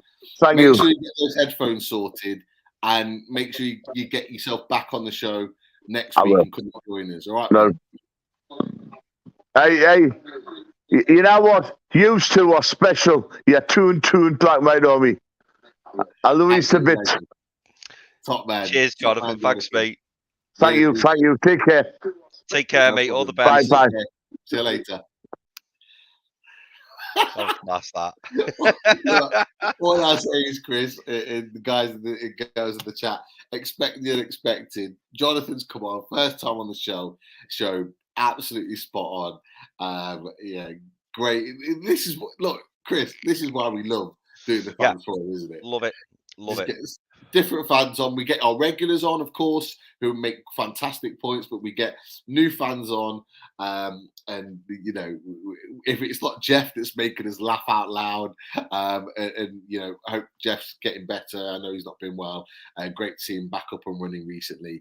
But if we've not got Jeff coming on with his little bit of uniqueness, we've got the likes of Jonathan that's come on. That's just absolutely top guy. And Darren's friend who was on. He was on earlier on tonight, so there's always a link there. But yeah, as Terry Caesar just said, excellent therapy. It's great therapy. This is why we love doing the Fans Forum, because it's a really special show. Steve, a little bit different. I think it is, Steve. I think it is 100%. And Lisa said we need to make him a regular. Yeah, definitely. Top well, we offered him to come back next lad. Monday. No, when he sorted out his headphones, that's for sure. But some fantastic guests on tonight. Really, really pleased. And everyone's enjoying life. You know, I certainly am with the old brandies. Jonathan clearly is. He's I think he's had one or two tonight. But why not? Why not? Safety secured. Another win on the another win at St James's Port. Newcastle fans loving life at the moment. See the projection of where our club's going. Why not enjoy it? Easter weekend, absolutely spot on. But I think there's a few questions. We've got a little bit of time before we hit our 2-hour marker. But David Cook has hit the nail on the head, Pete. Go on, go for it. It's question time. It really is. I wish we had some music like question time. I know. Do you know what? We should do that, shouldn't we? We should have Steve for like a little. You know, he likes his little musical ditties, doesn't he? We should do like a little. You know. It's countdown now. It's time for questions. Definitely. Right. So let's try and get through these, because we have had some, as always, from you viewers, we've had some fantastic questions. And also, well, in fact, we're gonna come on to it. So I'm gonna do this for Yano, but yeah, we are gonna come on to it because we did say we talk about it on after the reaction show. So We Are United says, my question is, let's give Gale a run out on Wednesday night. What do you gents think? He is sharp and looks like Wood has an injury. So what are your thoughts on that, Pete? Yeah, it's not. We Are United. You're not the only one to put in the chat tonight that Wood had an injury. I didn't pick up on it. I didn't pick up on it. I didn't pick up on it either. I thought it was just a tactical decision to bring him off. We did it against Tottenham as well. We brought him off quite early, and it was kind of. I thought it was just the same again, a tactical decision, put ASM up top and try and do things a little bit differently. So be interested to see what comes of that. But look, would I be surprised if Dwight Gale started on Wednesday? No, I wouldn't. You know, we're safe. I think Dwight Gale maybe will get more of a run out if we get to 39, 40 points, because I think, and this kind of ties in really. I think Dwight Gale he'll get games between now and the end of the season. Against Man City, against Liverpool, against Arsenal, do I see Dwight Gale maybe starting? If Callum Wilson's not back, yeah, I do. I think he'll get some minutes between now and the end of the season. But like, just aside to that, and I wanted to come to this as well to you, Chris. Obviously, the camera went to Eddie Howe as the goal went in. You saw the celebrations with him, Tyndall, the squad of players all jumping on each other. Fernandez, ASM, Miggy were just like loving it when the goal went in. But Eddie Howe was the one that stood out for me.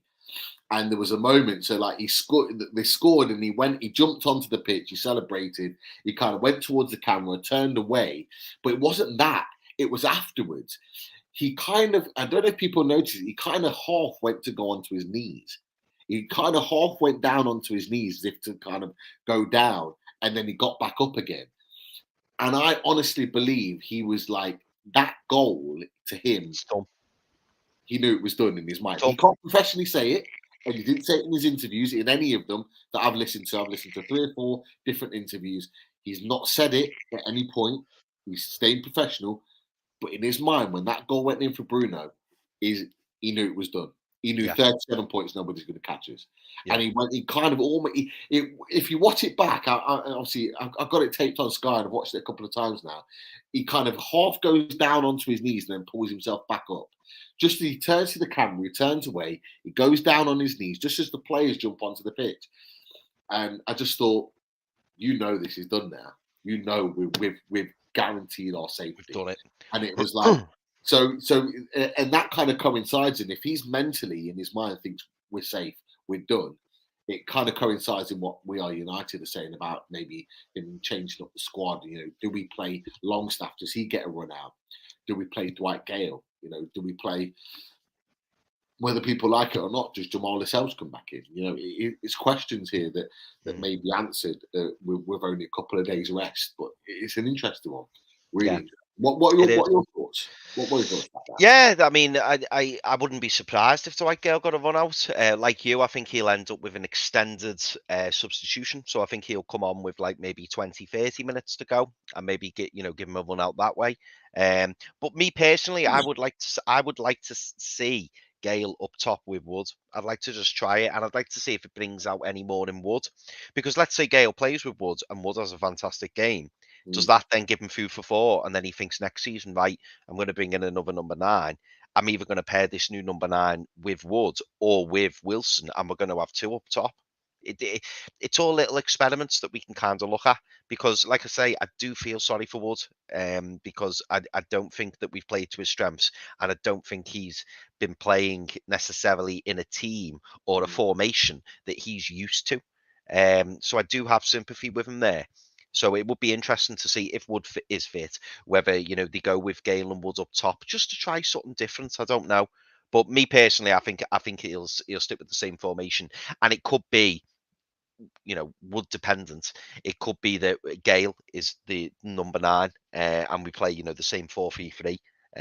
But the Gale gets a run out, and maybe he won't risk Wood. Maybe if Wood isn't 100%, he might just go, do you know what, leave him out.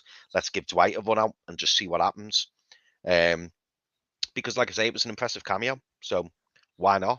Why not? And obviously, someone else pointed out a really good point. You know, it's against his former club, isn't it? So, you know, players like playing against the former clubs. And Dwight Gale might think, you know, this is my opportunity to impress. This is the chance I've been waiting for. And maybe we'll see a new and improved Dwight Gale. Who knows? This question from John Askew. Evening all. This is a bit dodgy. I don't think it's dodgy, John. I think it's a good point. I think Manquillo is a better bet than Kraft, e.g. leads away. Am I right?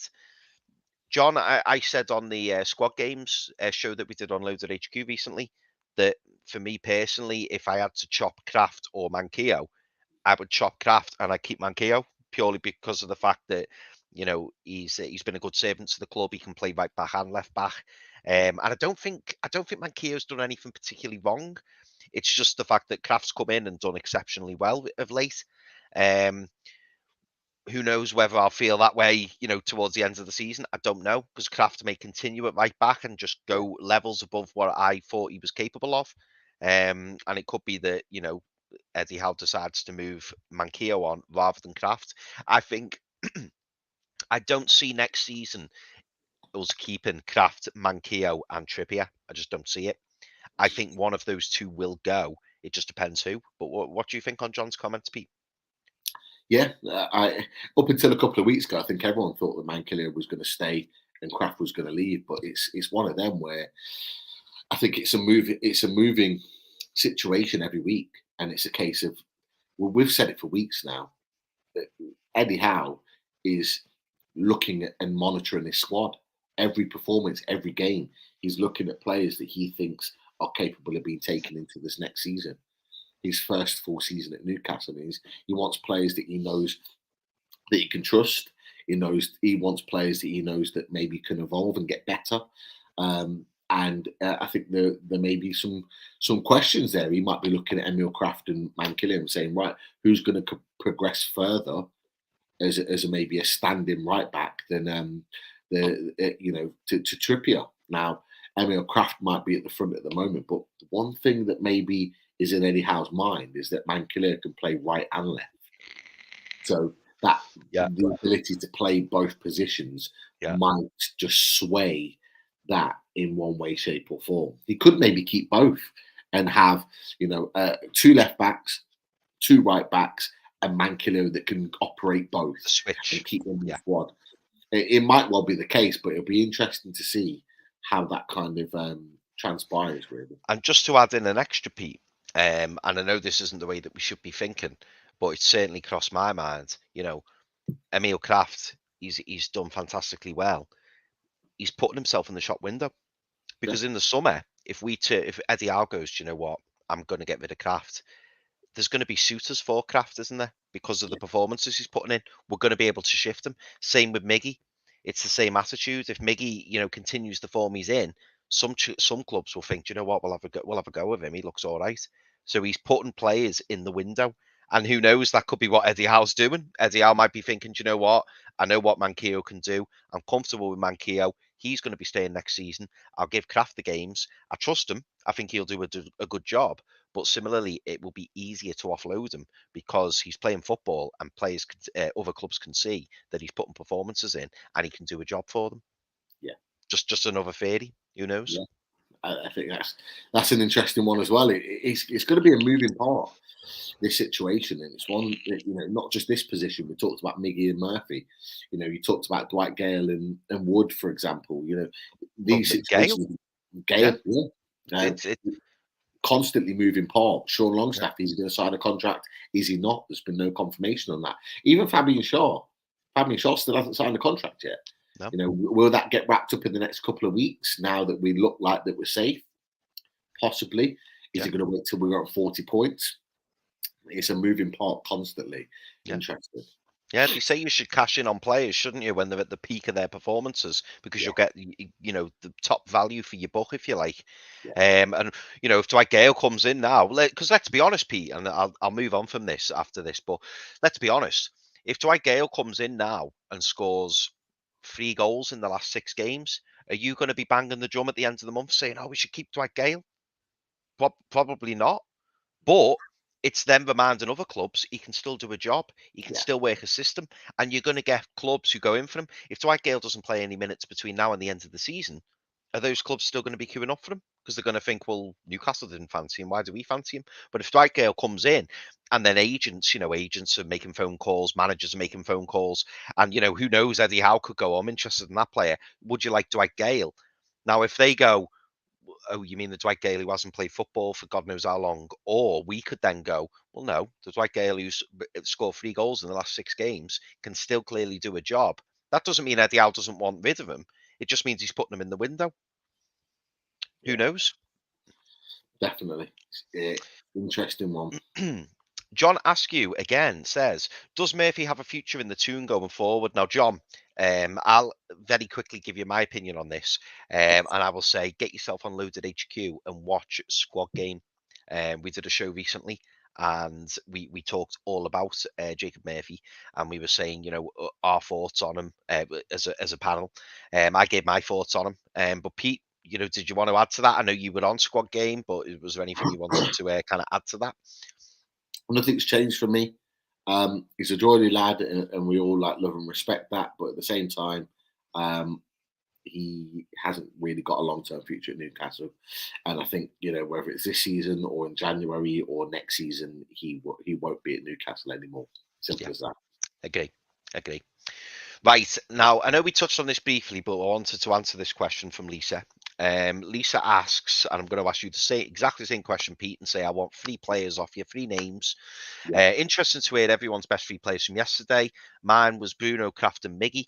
And Lisa, as I said earlier, I completely agree with you. I threw J7 into the mix as well, but I think if you had to ask me my top 3, it would be Bruno, Kraft, and Miggy in that exact order. Pete? I thought Miggy played really well. I think, you know, Bruno, outstanding. I think it's hard for me to decide who came second or third between Miggy and Kraft. We'll leave it as it is just for those purposes. But I think equally Miggy and Kraft played very, very well. And I was really impressed with both of them. Yeah. Now, Yano, I promised we come to this, mate, and there's been loads of chat. There was loads of chat in the Leicester review, but we didn't get a chance to touch on it. And also for this one, we've seen your thoughts, and, you know, Yano, I've got to be honest, I think you've got a point. Yano asks, is anyone else concerned at the situation with ASM? He's been bloody awful. For me, Yano, I don't think he's been awful.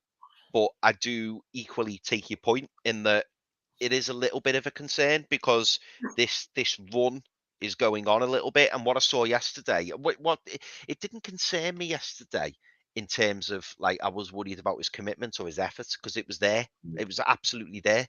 My only concern is I feel at the moment, whether that's down to what Eddie Howe's asking of St. Maximin or whether it's St. Maximin himself, where he's overthinking it. I mean, I look back at that Everton game at St. James's Park, and Alan St. Maximin was just sublime. He was everywhere. Yeah, every decision he made was the right one.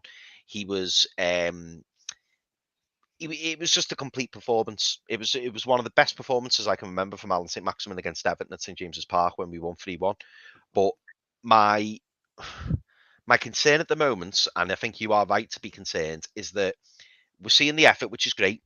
But I'm wondering, is that taken? And this is why I want your opinion, Pete. Do you think that maybe that is taking away some element of St. Maximin's game? Is St. Maximin conscious that people have been getting on his backs? People have been getting on his back, over his lack of tracking. Is he thinking too much about, I better not do that run because I'm going to have to sprint 40 yards to get back and make sure that we don't get hit on the counter? Or do you think it's just simply a case of it's not quite happening for him yet? And like we said many months ago, people were just waiting for him to pop. Is that what we're waiting for? Are we just waiting for that one game where we go, yep, he's back. He's back in the game. He's, he's going to be performing week in, week out. Because I must be honest, I haven't seen a performance from St. Maximin recently, bar that Everton game, where I've gone, wow. There's little bits of brilliance. And just to add in, I have no doubt that Alan St. Maximin's going to be at the club next season. I want Alan St. Maximin to be at the club next season, but I do take your point, and I do think it is worth us talking about it because, as you know, on these shows and also on Loaded, we like to talk about all different points, and we do take on board everyone's opinions. So I'm not concerned. Me personally, I'm not concerned over Alan St. Maximin long term, but I do take your point in his recent performances. But Pete, what are your thoughts? No, I think it's a fair point to raise about Alan St. Maximin. He was frustrating in front of goal for me yesterday. The one thing I'll say about Alan St. Maximin is that on a number of occasions he was making the right decision in terms of when to release the ball and when to have a shot. Like, that's one thing we've been really frustrated with Alan St. Maximin recently, is that he's taking shots when he shouldn't be, he's releasing the ball when he shouldn't be, he's making the wrong decisions all over the place. I think when he released the ball to other players and when he was shooting was right in terms of his general play. The one thing I'll say, and I talked about it earlier on the show, is that his final product in front of goal in terms of his shooting was poor. It was way off. It was either high and wide, or it was just like really tame and trickling to the goalkeeper. He's going to need to improve on that, because actually, particularly in the second half when he was shooting towards the Gallagher, he created a number of really good moments to himself. There was a couple where he was jinxing between players, creating space. He was creating space to have that shot. And he was either having the shot. There was a time where I think he released it to Joe Linton, and Joe Linton had a shot that was equally as bad. There was a time where he made a run, and I was screaming at Miggy, open up wide, give him a pass. I think it was Maxim where he did between and he put it through the middle, and Miggy didn't make the run, and he's going like that. Yeah, just make the run to the goalkeeper. And make the run. That wasn't St. Maximin's fault. That was St. Maximin creating an opening and Miggy not reading the run to create a. If Miggy had made a run in and behind the defenders and he played that ball, Miggy would have probably got on the end of it. Yeah.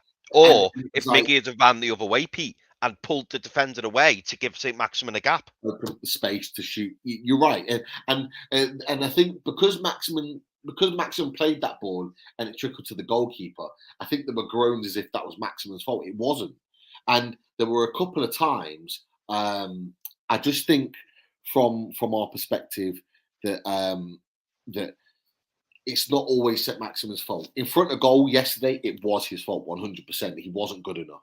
And he created openings to maybe get 2 or 3 goals in that game. Good openings. But I still think it's a work in progress. I think that performance that we had at Everton is the performance that we will get at some point from Alan St. Maximin. I think he's still working his way back into the team. But what I loved about that yesterday, and it might have not been seen on the Sky cameras is that there was a massive appreciation from the Gallagher corner. And in the second half, when it's not going his way, when you can see he's trying. It's not for a lack of effort and for a lack of trying. When he gets the ball, he comes alive. Instantly, 3 players come from Leicester to man mark him, and at times he's getting through that 3 players and still creating openings. And the Gallagher could see that. And there was an appreciation, and they started singing his song.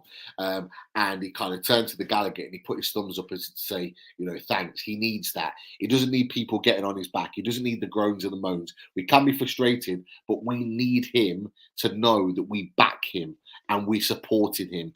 And he came out and said that, Pete. He came out and said that before the game. He's a confidence player. Yeah. But all players are different. Some people don't need that. Some people don't need that confidence boost. Some people are able to just get on with it and do the business. Alan St-Maximin's a confidence player. There are many others in world football that are the same. They need to know that he needs to know that the fans are behind him. He's done so much for the fans. He loves the fans. In the opening, he talks about that. He needs to know that he's backed by the fans. And it was at that point that he kind of had that reassurance from them, and he was able to continue in the game and had a couple of good moments after that. So, no, I'm not worried about him. I think we need to back him. I think we need to get behind him, because I still think even at 25 years old, he's still not even in his peak yet. And I still think there is still a lot more to come from Alan St-Maximin. That is for sure. It's been his most successful season at Newcastle United, regardless of what we think in terms of assists and goals and output.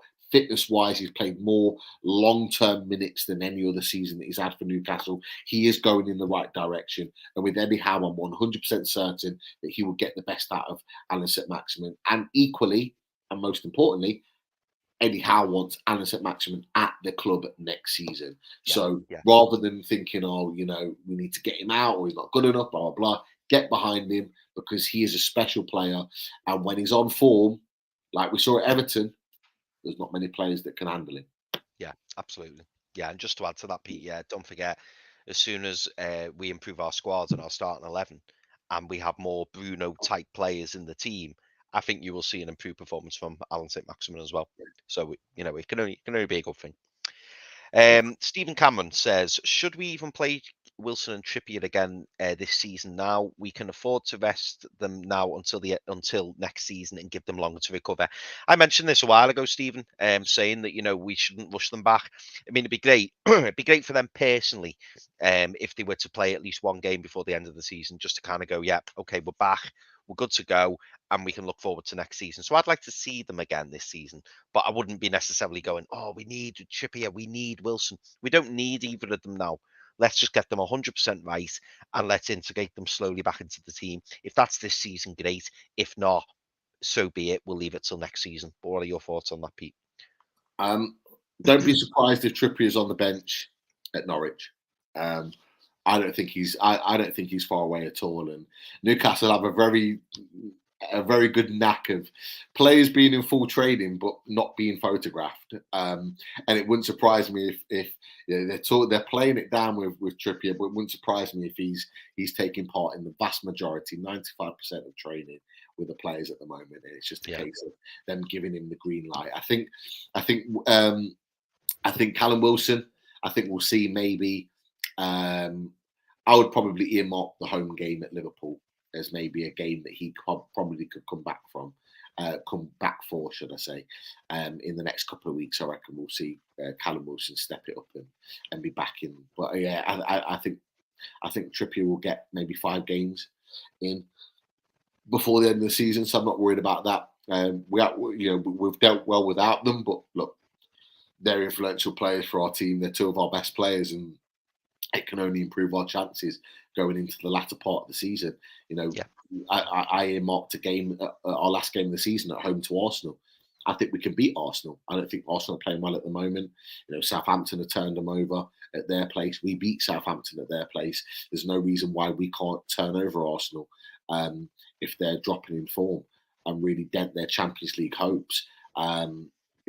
They'll be worried about us. They'll be watching. Arsenal would have had scouts at our game yesterday, watching us and the way we play and the way we press high. Arsenal aren't great in playing out from the back. We could really disrupt them. and cause them problems. And I think that's a game that I'd earmark. And I think we can get so I think having our best players, Wilson and Trippier, back in the team can only enhance our chances of getting 3 points. Yeah, definitely. I funnily enough, I was thinking the same about the Liverpool game. I think, don't get me wrong, Liverpool on the day, one of the best teams in Europe. But I tell you now, I don't think Liverpool are going to be looking forward to coming to St James's Park. I really don't. I really, really don't. Especially now that the pressure's gone off us. And bearing in mind, they've got a lot of fixtures coming up. They're very much in the title race. I think even City will be looking at our game, not necessarily us going to the City of Manchester Stadium, but I mean City knowing that Liverpool have got to go to St James's. They're going to be looking at the atmosphere. They're going to be looking at the way we're playing, that we're pressing, we're working hard, we're now safe. I think City will be hoping that we do them a favour because I in recent years, even when we were awful under Bruce, we always give Liverpool a bit of a game, and I think now it's a great opportunity. So don't be surprised if we get something from that Liverpool game at St James's Park, because genuinely it wouldn't surprise me. Yeah, I agree. John Mitchinson says, evening all, would you sell Wilson in the summer if an offer came in? I would, due to his injury problems, and get a couple of fit forwards. So interesting one. But Pete, what would you say to that? No, I wouldn't, because I think we're going to sign a first choice striker in the summer. There's no doubt about it.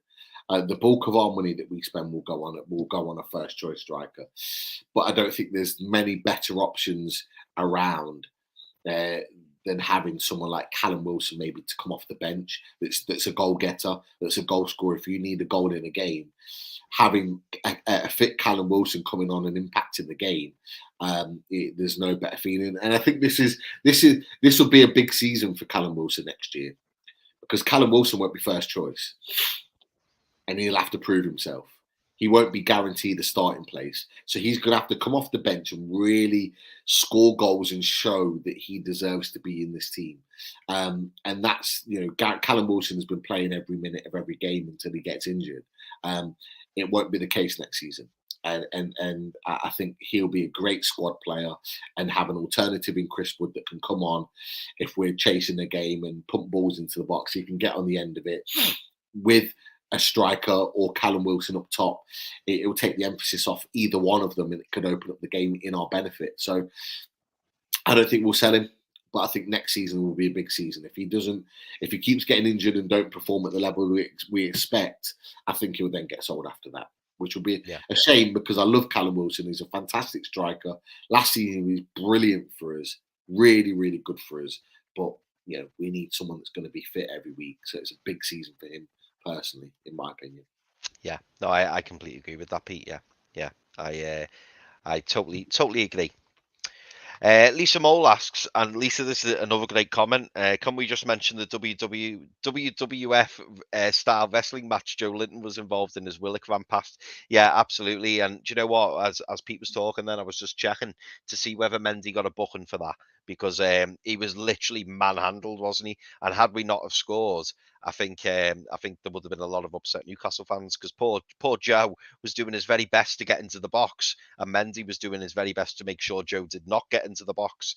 And I couldn't remember if he'd been booked or not, but obviously he did get booked. But did you see that, Pete, or were you just drooling at the fact that Joe Willock was just dancing down that left-hand side? Couldn't the Leicester defender couldn't get anywhere near him. Yeah. And then obviously the ball got whiffed in, but I did see that on the telly, probably because I was watching it on the telly. But did you see that? Yeah, saw it. We saw it. It was right in our eye line, and I thought at one point the ref was going to put it back. Yeah. Well, I'm glad he didn't. But I watched it back again, and Mendy did. Mendy, he's a really good player, by the way.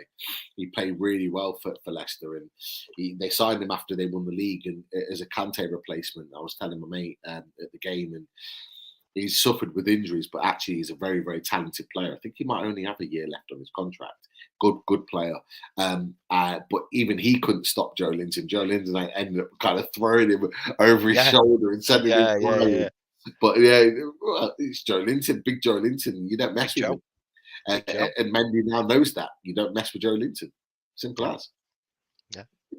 Yeah. Tom Dixon asks, looking forward to next Wednesday. Would you make any changes, or would you keep the same team? Personally, I keep the same team.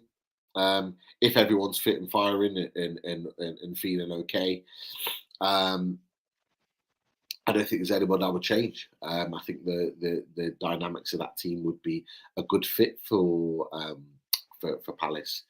I think that when a team's winning and playing well, unless there's injuries or unless there's fatigue, which the coaching staff will know, I don't see a reason to change it personally. What about you? No, same, mate, same. I mean, the only enforced change could be a Gale for Chris Wood. Who knows? But no, I would keep the team the same. I really would.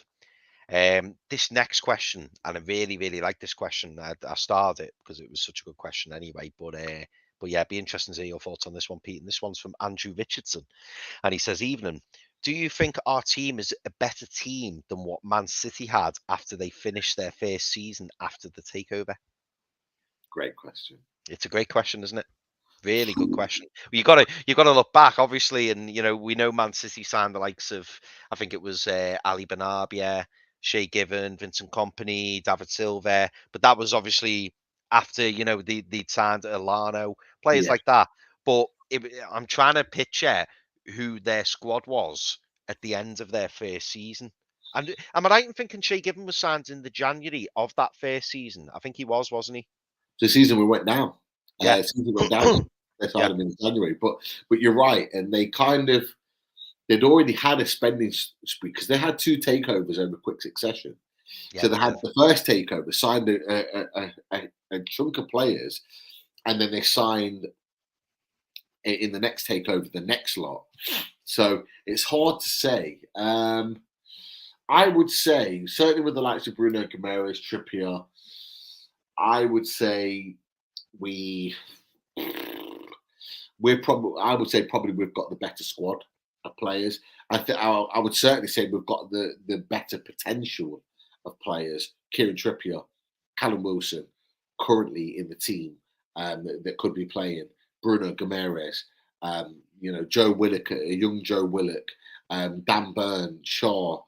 We Matt Target if we sign him on the permanent, which I think we will. We've probably got a better squad of players. We've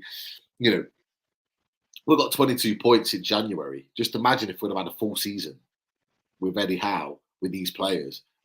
We would be significantly higher than we are now. It's as simple as that.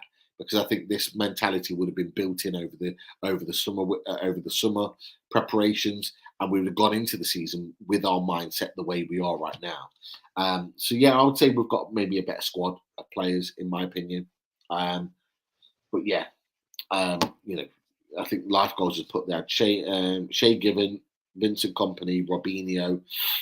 Robinho is very hit and miss. Remember, he thought he was signing for Man United, not Man City. So, and his performances at times proved that he was kind of like very, very hit and miss. But yeah, I would say so. What do you think?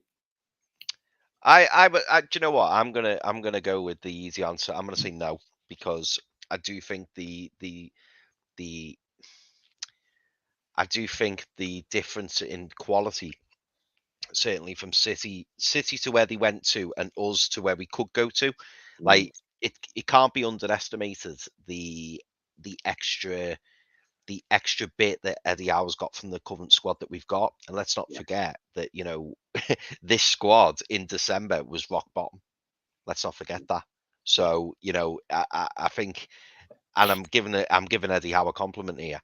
I think our squad was probably in a worse place than City's, because I could be wrong here, but I'm pretty sure when City got their takeover, they were probably mid-table, and to think we were rock bottom. So I think City squad is better, but hey, the start of next season, I think our squad's going to look a hell of a lot better than what it does right now. I agree with you, 110%. Right, now I'm conscious, Pete, we are coming up to 9:30. I'm going to have to get off, so we'll fly through these questions now. And just because I want to get through them, because I've just had a quick look through them, and I don't want to pass them because they are really good ones. They're fantastic questions, aren't they? They're great. And I want to try and get through as many as I can. So Tom Dixon says, what's everyone's predictions for Wednesday night? I'm going to kick that off, Pete, and I'm going to say 2-0. I think we're going to win 2-0. I'm not going to say. I'm going to wait for away days Oh, tomorrow nice. night. Okay. Away days, we've got Back in the Nest, Crystal Palace podcast that are coming on 7:30 tomorrow night. Cheap plug for Loading HQ. Come enjoy myself, and hopefully, Chris, you can make it. We'll have a chat afterwards, and we'll I'll give my prediction then. Good man. Now we've got Pete. I'm going to rely on you a little bit on this because I've got to be honest, mate. I think at the time I was probably about 4 or 5 years old. So Chris Dawson says, talk a bit about David Kelly goal 30 years ago and how important it was for us. Now, obviously, we saw the banner at the match yesterday, and it's absolutely right. You know that Can't see it there, but that's a picture. Yeah, you can vaguely make it out, can't you? Yeah, on my phone, on my screen, it's much better. You can see it, but yeah, the war flags again were fantastic. Really impressive with their pictures, that's for sure. But look, it was 30 years ago was obviously when I started kind of following the club. So I know from that point, and I know David Kelly is really appreciative of it. I think he's come out and said that he was at the ground, wasn't he? Was he at the ground? I'm not sure if it was. I'm not sure if it was at the ground, but I don't know because obviously I was at the ground, so I wasn't. I'm not sure. I'm sure I've seen a picture, but maybe it was an old picture. I don't know. Yeah, but it was. I think he's. He's really appreciative. I don't think he was expecting it either, so I think that's also a nice surprise. Yeah. But yeah, it was brilliant.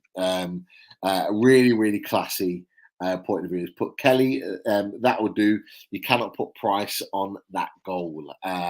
Really good banner on there. Huge goal. And it was a huge goal. So massive respect. And Newcastle always kind of put on a very classy touch. And war flags are just getting better and better. They are. And they've already said, it doesn't stop there. They've already got a plan for Palace on Wednesday as well. So watch this space. Great. Quick one from Yano. Would you take Nick Pope as an upgrade on Dubravka? I would certainly take Nick Pope. Do I think he's an upgrade on Dubravka? Maybe a slight one, but not maybe to the degree that I would maybe go for. But I think if we did bring in Nick Pope and he challenged Dubravka, I don't think it's a bad signing. But I'd maybe be looking for someone of a bit higher quality. But what are your thoughts, Pete? Yeah, not a bad signing. But is he an upgrade on Dubravka? I don't think so. Age-wise, he's an upgrade because he's slightly younger. But Dubravka, for me, I think is a better goalkeeper at this moment in time. So, it'd be great to kind of push Dubravka because I think that he's quite close to that ability. And it would be good to have two keepers of a similar ability, especially with Dubravka's injury record in the last couple of years. However, if you offered me Dean Henderson as an alternative, I would say yes, because I think Dean Henderson is a better goalkeeper and would be a better goalkeeper for a longer period of time. So, I'm going to kind of raise you Nick Pope with Dean Henderson. Yeah, that's fair. Well, the next 3 questions are all Bruno related, so I'm going to pair them all together. Well, if you can use the word pair for free, but yeah, I'm going to bunch them together. So Lee Evington asks, lads, is Bruno a potential captain of the club? Steve Middlemiss asks, can we keep Bruno if the top 3 clubs come call him? And David Cook asks, impressed with how well Bruno is doing with the language and so is his commitment. So firstly, I'll quickly discuss those 3 and then I'll come to you, Pete. So in terms of Bruno being a potential captain of the club, why not? I think the natural successor is probably going to be Kieran Trippier, as we all know. But who's to say in 3 or 4 years' time why it can't be Bruno?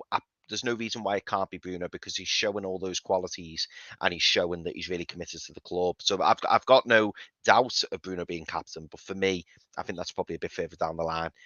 This one, Steve, like I love the question, but can we keep Bruno if the top 3 clubs come calling? Absolutely. His head will not be turned by those top 3 clubs. No way. So Steve, I have no doubt on that. And David Cook says, impressed with how well Bruno's doing with the language and shows his commitment. Funnily enough, David, I mentioned this the other night on in fact, was it on the reaction show, the Leicester reaction show? I think it was.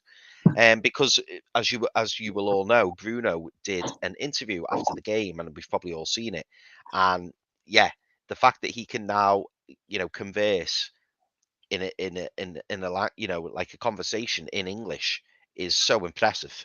And it just reiterates his commitment to the club and the fact that he's really integrating himself into the country and the club and the fans and everything. The fact that he's showing that he's learned the language in such a short space of time, and how happy he is and stuff like that, it's just great. So yeah, I hope that answers all the three questions. But Pete, what are your thoughts on that? So first, Bruno being a potential captain, can we keep Bruno if the top three clubs come calling? And David Cook saying how he's impressed with the language, and obviously talking about the interview that he did post-match. But what are your thoughts on those three? I'll answer them as quickly as possible because I know I've got a few more questions to get through. Yes, we will keep him because we won't need to sell him. And the trajectory we'll make will be trajectory that he can see progress with the club. Secondly, yes, he will be captain at some point, whether it's during the middle of the game or if certain players are injured or unavailable. He will definitely wear the armband at some point because he is a leader in this team. And what we are building now is not just one leader to be a captain like we had Lascelles 5 years ago.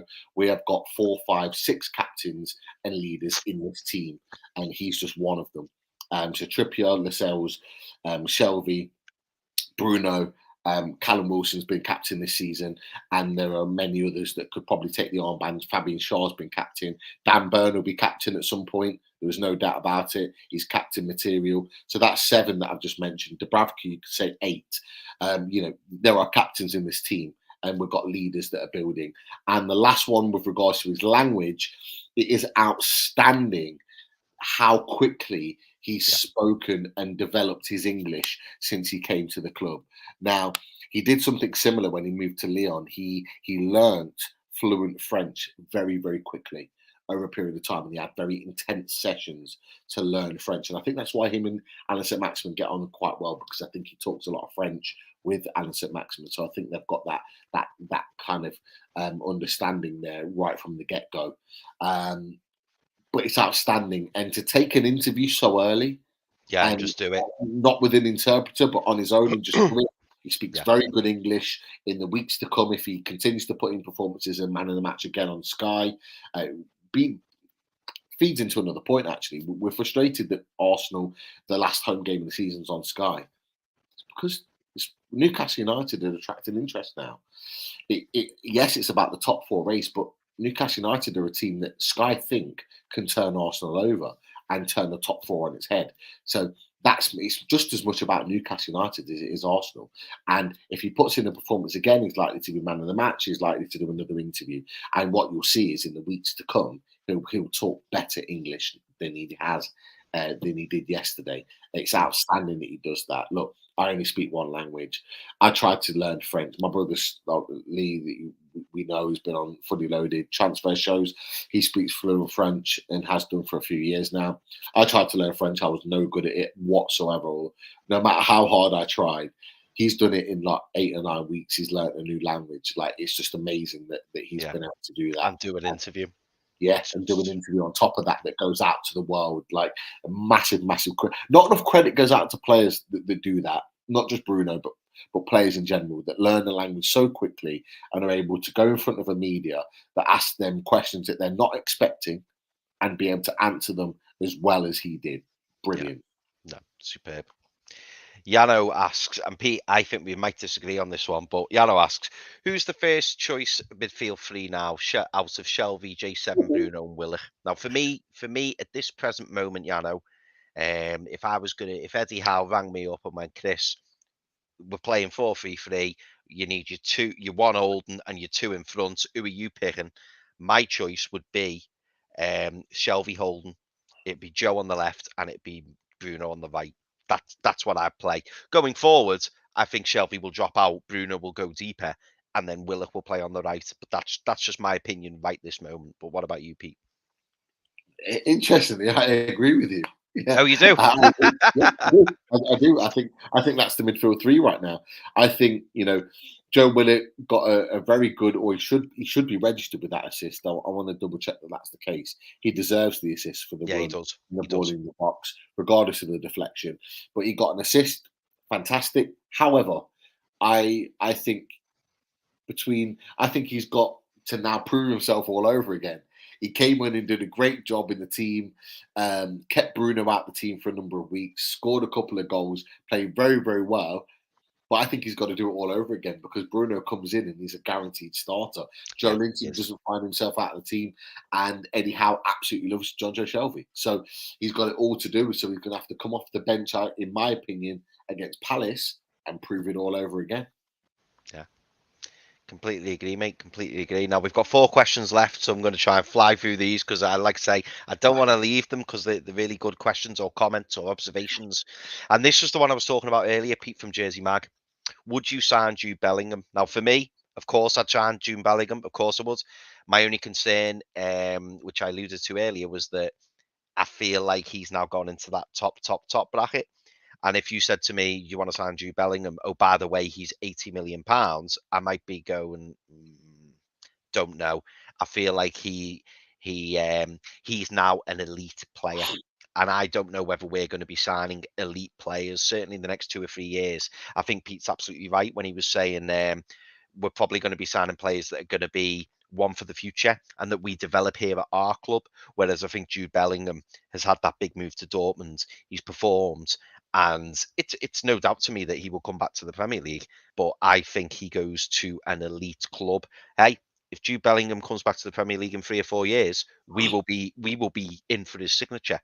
But right now, I don't think we'll go for Jude Bellingham purely because I think he'll be out of reach. But what do you think, Pete? I agree with you. I think he will go for big money because of his age and because of his potential and what he's done. A little bit like Sancho. Sancho went for 70, 80 million because of his age and because of his potential. And look, he's at Man United right now. And Man United are in the mud. Do not be kind of fooled by Jadon Sancho. He is a top level player. He's just at a club right now that are in the absolute mud at the moment. That are in their worst period in probably their club's history. They're in a real bad moment. Certainly their Premier League history anyway. Jude Bellingham's of the same ilk. I don't think we'd go for a player like him. However, if we're going to go and get a midfielder from Dortmund, I would get his midfield partner in Giovanni Reina, Claudio Reina's son, who used to play for Man City. Because I think he's like 19, 20. He's a young lad in himself. A very, very talented midfielder. I think he's been capped. Yeah, I might be wrong in this. I think he's been capped for America already. Claudio Reina's son, Giovanni. I think he's already been capped for America a few times, but he is a top talented player. Now, he's a player that we could go into Dortmund and pluck out for a reasonable fee and build him and develop him. He'll be half the price of Jude Bellingham. Half the price. I'd probably say less than half the price, in my opinion. Now, he's a different type of player to Jude Bellingham, but he's a player that he's got immense quality, a young, talented player that he could build and develop on. And could come into this team and instantly be different. But for me, I think Lucas Paqueta is the one to go for. Besides all of that, if we're looking at Hayden, Longstaff both leaving, and maybe even then at the end of next season when Shelby, I think, will maybe look to move on, bring in Giovanni Reina.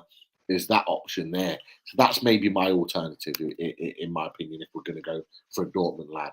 Yeah. This is a really fair comment from Yano. And it's definitely worth talking about. Target has been brilliant for us, but there's at least 10 better. Well, he's put right backs, but I think he means left backs in the Premiership.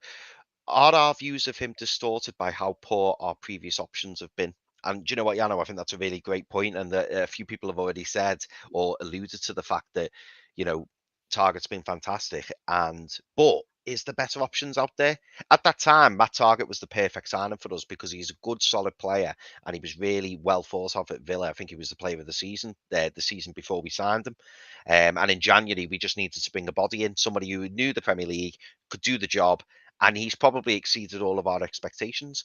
If we sign Mac Target in the summer, I'm happy, and I think going forward he'd be a really good option. But I do kind of see where you're coming from, Yano, in terms of I wouldn't say there's 10 better left backs than Matty Target in the league. I think that's maybe being slightly harsh, but I do take your point in that.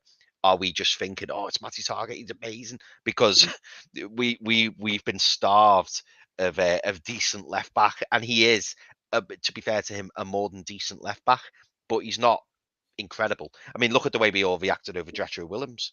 We loved Jethro Willems. And I'm not saying Joshua Williams isn't a good left back. I'm not saying that, but he's not one of the best. But we absolutely adored him. And we turn our noses up at the likes of Jamal Lewis, or some of us do. And there's no reason to say Jamal Lewis couldn't be at the same level, if not go at a higher level than Matty Target, given a run of games, being coached properly. He's got age on his side. So it's a really interesting question. But what would you say to that, Pete? You just have to look at what Matty Target's done in the same period that Luca Dean's done at Aston Villa. And that says everything to me. Matty Target he's a player that keeps himself fit. He's got good fitness. He looks after himself. He's got good quality. He's a consistent player. And he's improved our team. For me, Luca Dean, yes, set piece wise, he might have better quality, but he picks up a lot of injuries, as Aston Villa are already seeing right now. He's had a number of injuries for them. But even when he's played, he hasn't been great. And he's not a young lad. He's 28, 29 years old, Luca Dean. And Matty Target is 26. He's a perfect age for Newcastle United to grow and develop. Again, another player that's not reached his peak yet. For me, I think playing regularly, he could get an England cap. It's simple as that. Obviously, Life Goals has put in there Cucurella, who actually Martin talked about. And he had him on the Fully Loaded Transfer Show as a player of keen interest. And Martin was absolutely right. Cucurella's had a fantastic season at Brighton, and he would be a great player. He costs a lot of money now because of the season he's had at Brighton, but I think we've took enough people from Brighton to last the season, so I don't think they want to really send anyone else at this moment in time. But Cucurella would be a great option. He's a very, very talented player. But Matty Target, for me, no, it's not just about the players that we've had before. But we love Paul Dummett. Yeah. We thought Paul Dummett was a shoo-in at left back because of how committed and solid he was as a defensive unit. What we've done is upgraded him to Matty Target that defensively is solid, but also can give you something going forward. So I'm not kind of looking past Matty Target at the moment, because I think he'd be a very, very good signing for Newcastle United and right what we need right now in our development of our project for the next 3 or 4 years, for sure. Yeah. No. Good point for me, Arno. But yeah, no, I see your point, Pete. I do. Second to last question, Gary Milliken. Would you take any players from the relegated teams? So I'm going to class the relegated teams. I'm going to say that Everton. I'm not going to include Everton. Well, go on. We'll include Everton in it because it's either going to be Norwich, Watford, and either Everton or Burnley. It's one of the two, isn't it?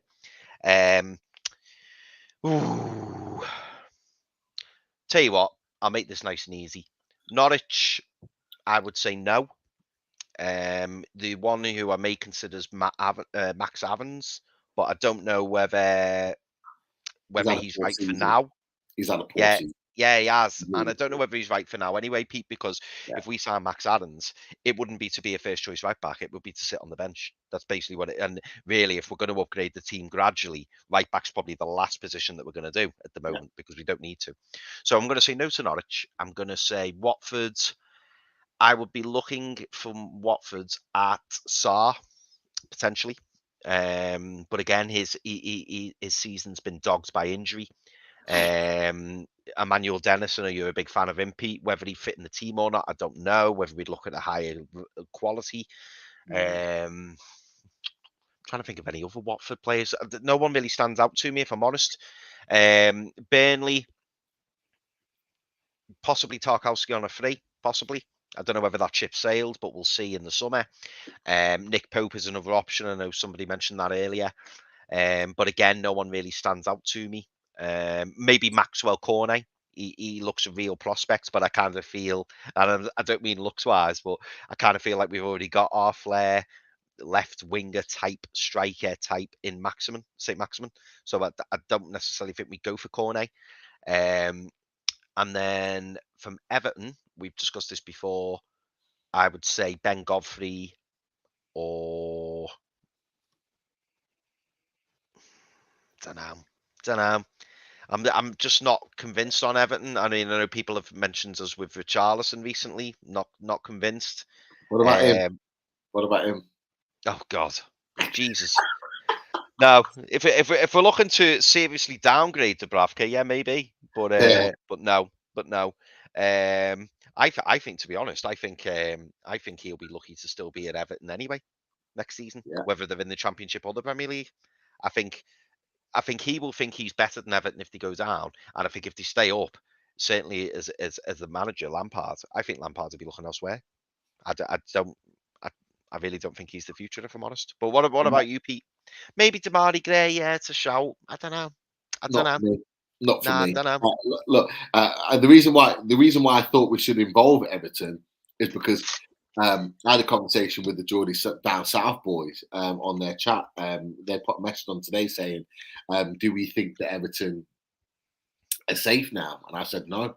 I don't think they're safe, but they're looking better now, I'd say. If you look at their fixtures, though, if you match up Burnley's and Everton's fixtures, Burnley have got a favourable run of fixtures between now and next season. And Everton have got a game in hand, but Everton have got some tough fixtures to play. And I just think with only 3 points separating them and they're equal on goal difference, it could all change. All it takes is one win. All it takes is, their game in hand, I think, is against a team that is difficult to play, Everton. If Everton continue on that run, they've got to play Leicester twice. I think Leicester beat them twice, in my opinion. They've got Man City, they've got Liverpool to play. I think they've got to play Chelsea. That's tough. That is tough. And I just think that I just think that relegation battle over there, down there, that we're not involved in. We're not involved in. I think that's going to be really interesting. But I think you're absolutely right. The only one I would take from Norwich is Max Aarons. Max Aarons has had a poor season. He should have gone to Bayern Munich in the summer when he had the opportunity. He should have pushed for a move. He stayed. He's not going to get the opportunity again, in my opinion. I wouldn't take him. Watford, Emmanuel Dennis. You got Ismail Assar, who's a talented boy. Are we going to look for bigger and better than that? Let's see. I think the price that we are quoted is going to be the key for a lot of players in the summer. And we've got to remember there are a lot of players that are either got a year left on their contract or are running out of contract in the summer that we will, I think, in my opinion, be looking at quite seriously. And if they're asking for 40 odd million for Ismail Assar, then we're not going to entertain it. It's as simple as that. Emmanuel Dennis, I think, is too good for Watford anyway. I was shocked when they signed him. He's better than them. I think he would be a good option if we were to sell Callum Wilson or Wood. I think he would be a good additional striking option, but for me, he wouldn't be our main signing of a striker, in my opinion, because I think he's either at the same level or maybe just below Callum Wilson, and I think we need to be looking at better. But a good option there. No one else from Watford, in my opinion. And then you got Burnley. Some people have mentioned Dwight McNeil, and he's gone off the boil. He's gone off the boil. I've never really rated him. Like, he's had good moments, like all players do. I've never really rated him. But Tarkowski's a player that we can look at potentially. I think there's better players out there. I'd certainly be looking at Botman and one or two others ahead of him before I look at Tarkowski. But he's on a free, so it's an easy deal to make happen. So maybe we look at that one. Nick Pope, again, I'd look at better options. I'd rather pay a little bit more money and get Dean Henderson, just my opinion. But and then Everton, I was so glad you didn't say Dominic Calvert-Lewin because I don't rate that guy at all. I think no. Richarlison is a question mark for me. He's been linked with top clubs. If he leaves, apparently he's already talking to top clubs. If news outlets have been agreed that he's already looking at his next step after Everton. But again, it'll be the money that they will demand. They need money, so they're going to demand money for Richarlison.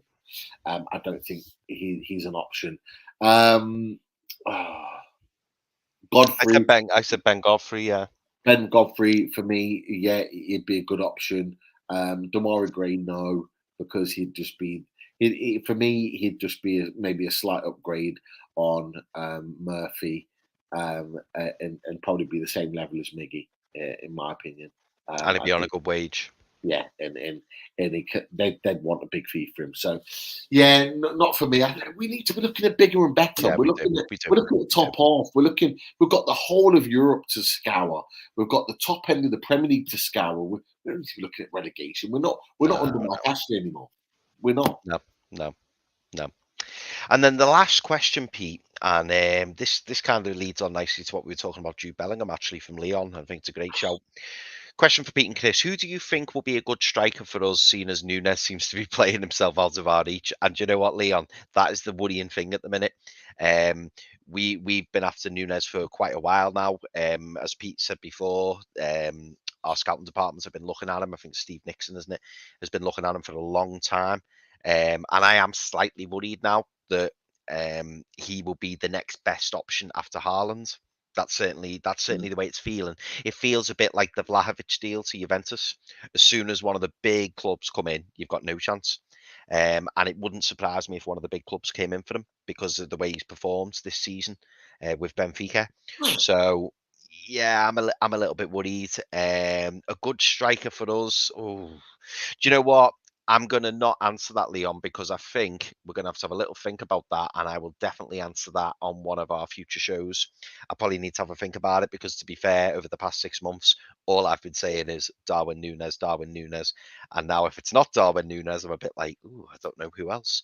But yeah, I think it's a valid point you make, saying that, you know, Darwin Nunes might be slightly out of our reach now. And that's certainly how it feels over the past couple of weeks. But what do you think, Pete? Yeah, I've said it for a while. I've been worried with every goal that he scored in the Champions League, for every goal that he keeps scoring in the Portuguese league for Benfica. I've been worried because the more emphasis and the more spotlight it shines on him, the higher the price goes, the more bigger teams that are playing Champions League football are going to be looking at him. So I've been worried about that. I still think we'll be in for him. I still think we'll put a bid in.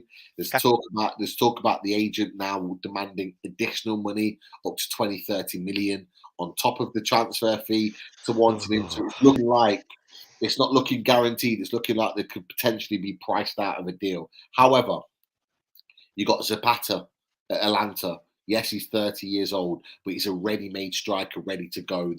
That is an improvement of what we've got. He's better than Callum Wilson. He's got a fantastic goal rate in the Champions League. He's scored goals. He's played well. He did it against Man United, which some may argue it's not hard.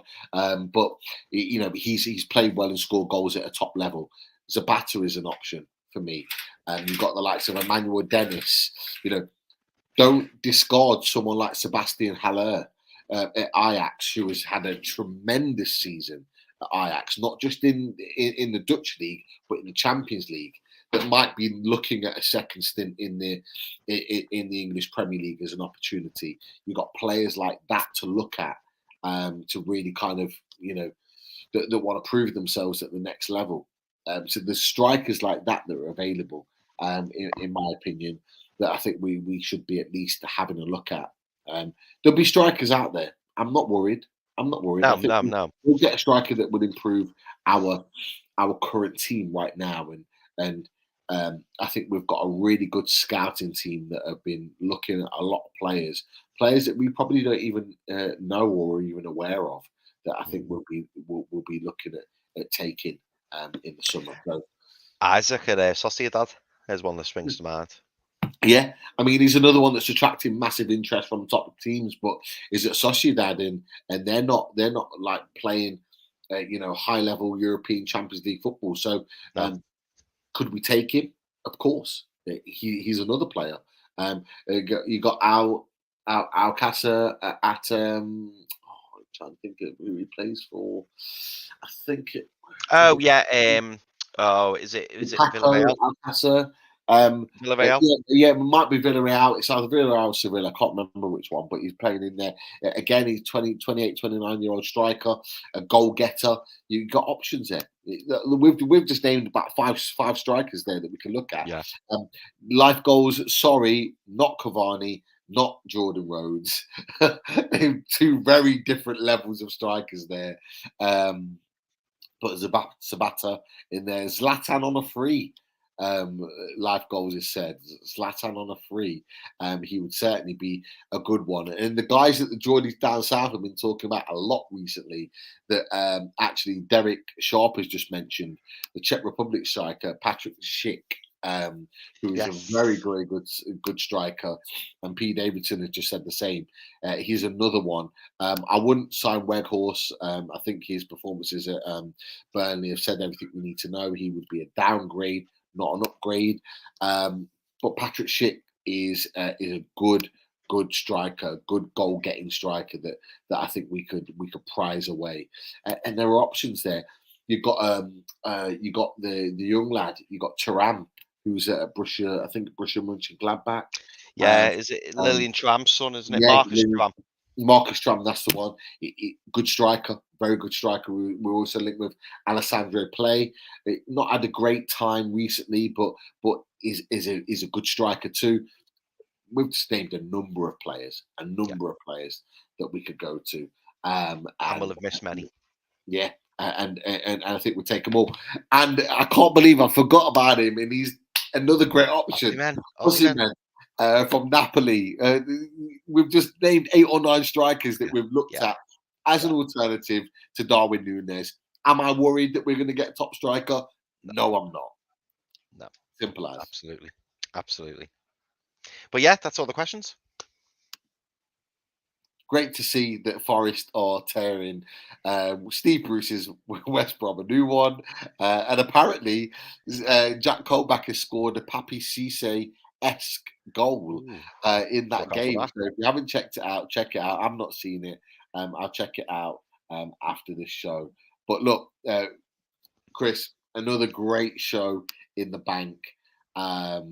Absolutely fantastic to obviously celebrate another win and talk to all the lads and lasses in the chat. We have gone on a lot longer than we expected, and I apologise to you, Chris. We always do, don't we? We always do. It's just the comments are so good, aren't they? They really are. We said we were going to do 2 hours. We ended up doing an extra 51 minutes. But look, it's because we enjoy everything that we do on the Fans Forum, and we enjoy the interaction with you all. But look, at this point now, a massive thanks to you all. Massive thanks to the main man, Chris Hall.